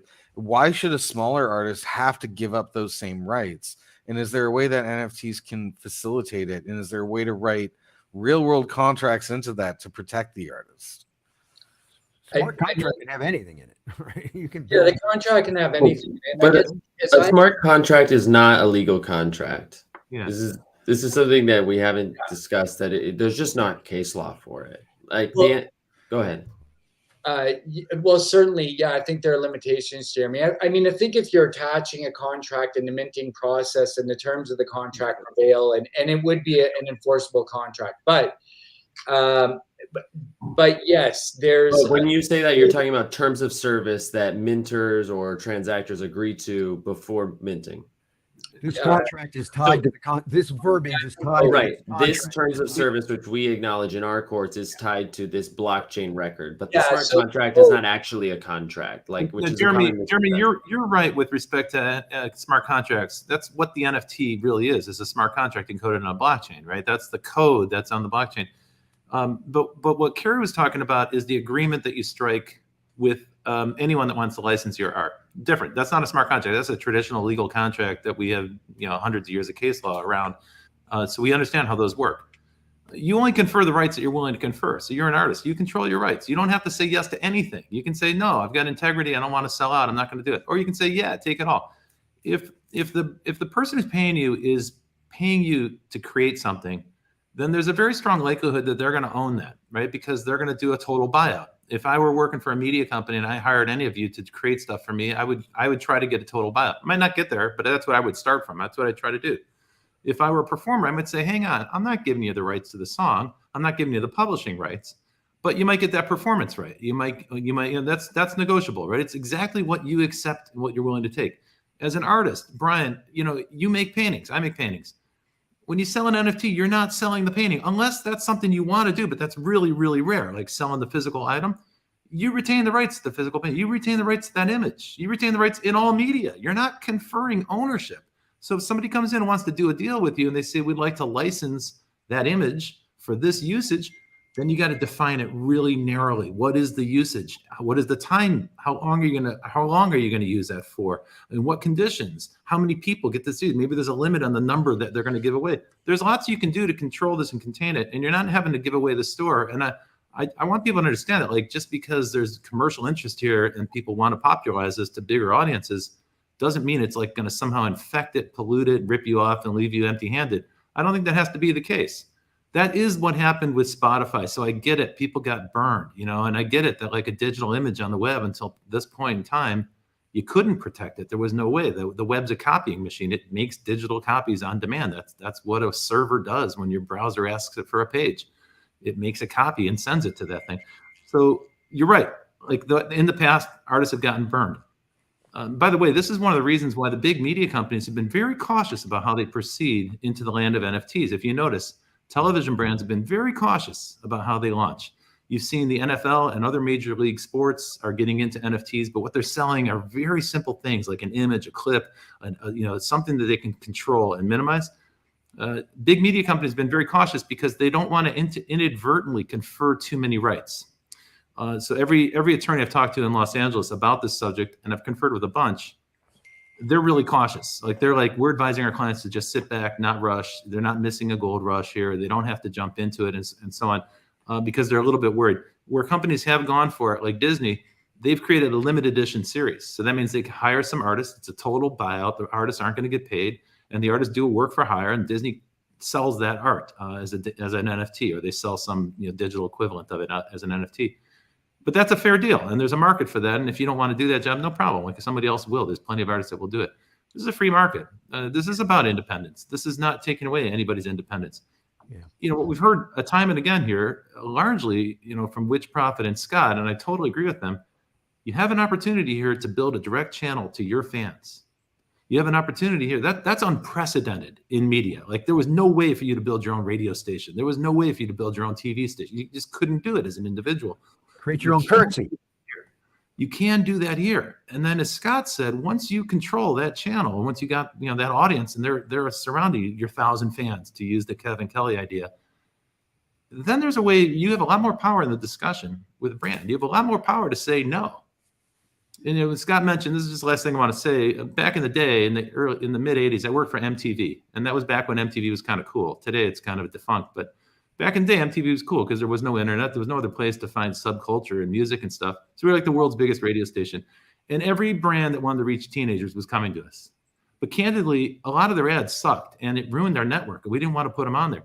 So we started turning down ads. Now you got to imagine a TV network, and especially a fringy network like MTV at the time, it took some serious balls to say no. But we turned down ad campaigns because we're like, this will ruin our channel and we're not going to accept it. And finally, Chayate, which was like the hottest agency at the time, they came into MTV and they wanted a meeting with me and the rest of the producers. They were like, what is the story here? How come you're turning down these ad campaigns? We have clients that want to spend money on your channel. All the other networks are saying yes. And we're like, yeah, we're not going to do that here because you won't be successful. And we want you to be successful. But if you're going to talk to our audience, you got to talk to our audience the way we talk to our audience. We can teach you how to do that. We're not going to make you cool. We're sure not going to make your brand cool. You got to do that work yourself. But at least we can teach you a way to be credible in the space. If you don't want to do that work, I totally get it. And I respect every single artist that's here. I'm an artist too. So I totally get it. I don't sell my art for that reason. I don't want to commercialize it.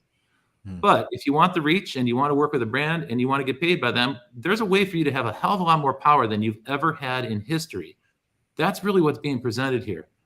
But you got to get busy. You got to do the work. You got to build the community, just as Scott said and as Witch Prophet said. And I'm so with them on this. But it is an exciting time because that potential exists in a way. It's so accessible. It's just effort. It's just a little bit of effort. You can do it. And relying on credibility is what a resounding message that I keep hearing. I really appreciate that because I completely agree, especially with the whole MTV thing. Oh, of course it's going to work, right? Yeah. What blows my mind, what blows my mind is people are people, right?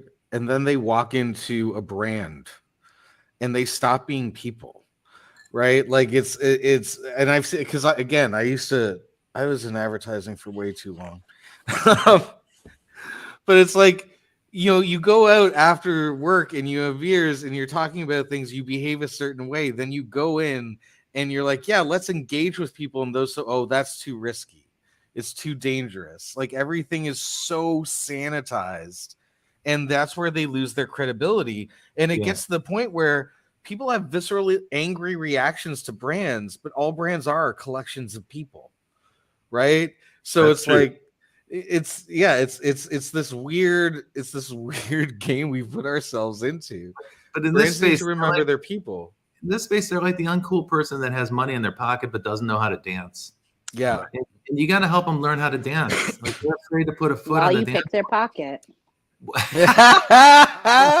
see, that's the thing. It's like I taught them how to dance. Like if you look at my history, I taught brands how to dance, and I helped brands make a ton of money at the start. Awesome. Both at the start of the web revolution, and again at the start of the social media revolution. And then they just decided to ignore the dance after they started getting the money. And I think that's the concern Chet is expressing, and it's the same concern I have, but in the opposite. I loved advertising. I hate seeing brands fail. I hate seeing them trip over themselves and smack themselves in the face.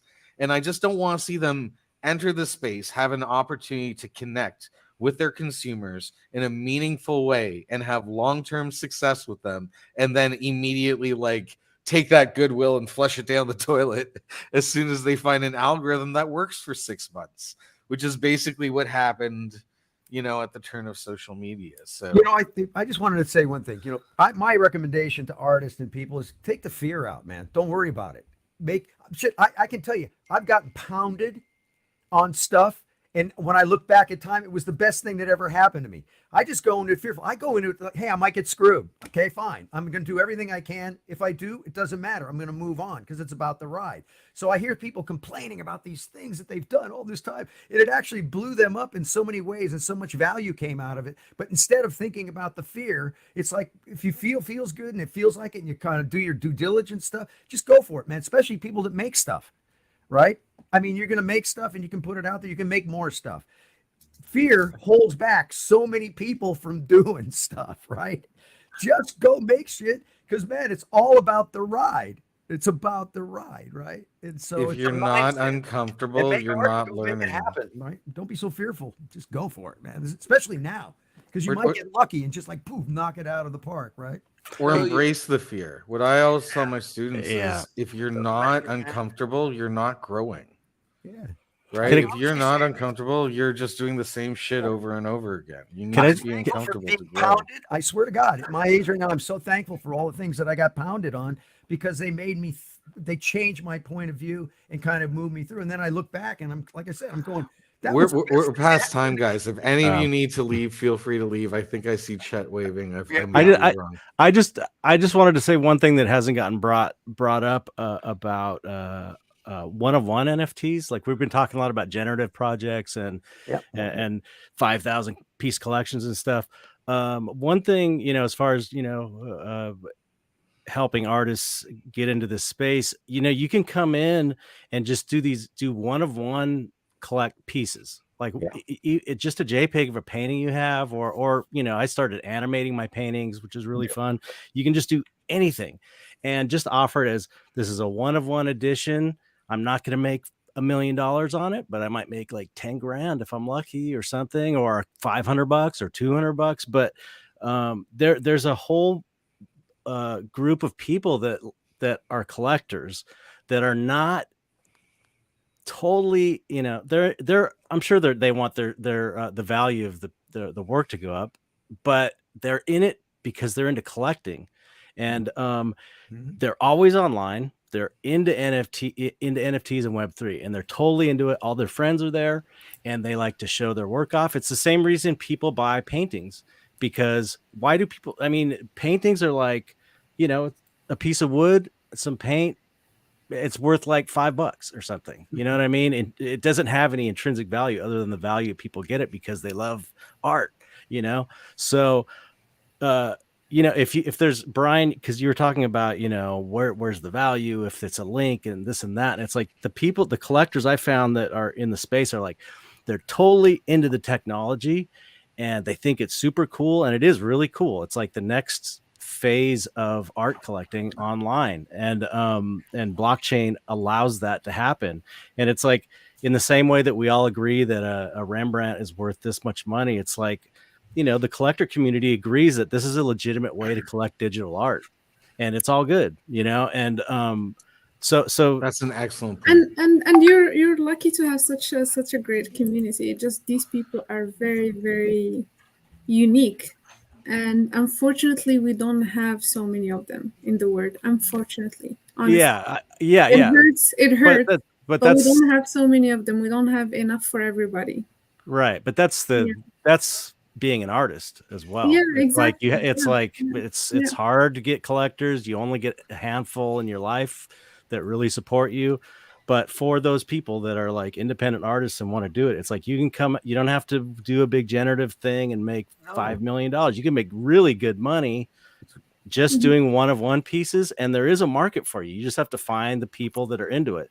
And it's like I've got a collector base outside of NFTs, but not only one of them is into NFTs. It's like the other ones are just not interested. So it's like I had to come onto Twitter and find these new people that knew me from like my work with Tool and stuff, and like my artwork, but they're not collecting my paintings at all. They're just into the NFTs, and so it's like they're out there and they're into it and they love it just like people love physical paintings. Art collectors love physical paintings. Yeah, one of ones is a great way to go. That's how I started with. It's just simple too. It's simple. You don't have to deal with 10,000 people saying their wallet didn't work when they tried to get it or whatever. It's like kind of the easy way to start. Yeah, it's great. By which Prophet. Yeah. Sorry, it's to say which. Bye, bitch. See you later. Bitch. I'm scared. I'm chill right now. I have to go. Bye, Leilani. I have to jump too. Unfortunately, I gotta. Yeah, me too. Good night. So, Guys, this is great. Before you guys go, I just want to thank every single one of you. Look, and I'm going to be very real for like 2 minutes, so please stick around. I'm neurodivergent. My kids are neurodivergent. I came out as neurodivergent with PTSD a decade ago. I lost my career, and I went around and I traveled around North America, and I saw talented people, creative people, all struggling just because they were just a little different. They didn't fit. And so 3 months ago, we really kicked off TBD full time. And it's growing. We've gotten many people jobs. We're teaching people. We have work. You guys showing up for this helps us, helps the brands we're working with. I couldn't imagine getting the caliber of people that I've gotten just starting 3 months ago. So I can't thank you guys enough. You don't know how much you've helped. You've helped a lot of people tonight. You don't even realize how many people you've helped. So thank you so much. And if you guys need anything from me ever, professionally or personally, just reach out. I got my you. air conditioning's broken, so can you Don't even joke about that. I traded a steak for an air conditioner once. Okay, you don't even know. I'll get you an air conditioner. Just hugs, man. Just hugs. What a guy. Great. Anyway. Super. All right, guys. Thank you so much. I'll end the stream now. Have a great night. I just want to say thank you for having me, and I'm very happy to see Robert Tursek, my old brother from another Fun to alien. see you, Scott. Long time. Moscow, baby. Ryan, thanks for including us. Oh, I'm gonna get y'all together again. Maybe not on stream, but we gotta do this again. This was too fun. Definitely. Scott, it was really fun talking to you as well, man. Right on. Back at you. Are you going to be Thanks. in Dubai for the Dubai conference coming up? Who, me? Yeah. No fucking chance. No. I was just curious if you were going to be there. For some reason, I'll just drop in, on my yacht. I'm just going to fly over to Dubai. I just thought you might be going because Ralph, Simon, and all of a bunch of you. I mean, you got your private I jet. walk to the corner to buy some groceries. You got the Robert Tursik jet. No, I don't have any yet, man. It's- I got a simple life. I don't know. He inherited Wonder Woman's. It's invisible. You can't see it. All right. See you guys. I'm ending the stream now. You guys are all Bye, awesome. guys. Bye, Jeremy. Bye, Brian. You guys are Thanks, all everybody. I wanted to come around to you saying that brands are hard. Maybe in the next one, because you're right. It is brands are but hard. But I wanted to come back to Rob's question of what are the pitfalls, because that's I think the biggest takeaway for next time. For sure. You guys can keep going. I'm not going to stop you, but we're also you guys know each other in real talk life for a long time, so I think you go with the momentum of your close. But I can't Right. wait to catch See up you with you, Brian. guys. And it was nice to meet you all. Yeah. Arrivederci, Bobby.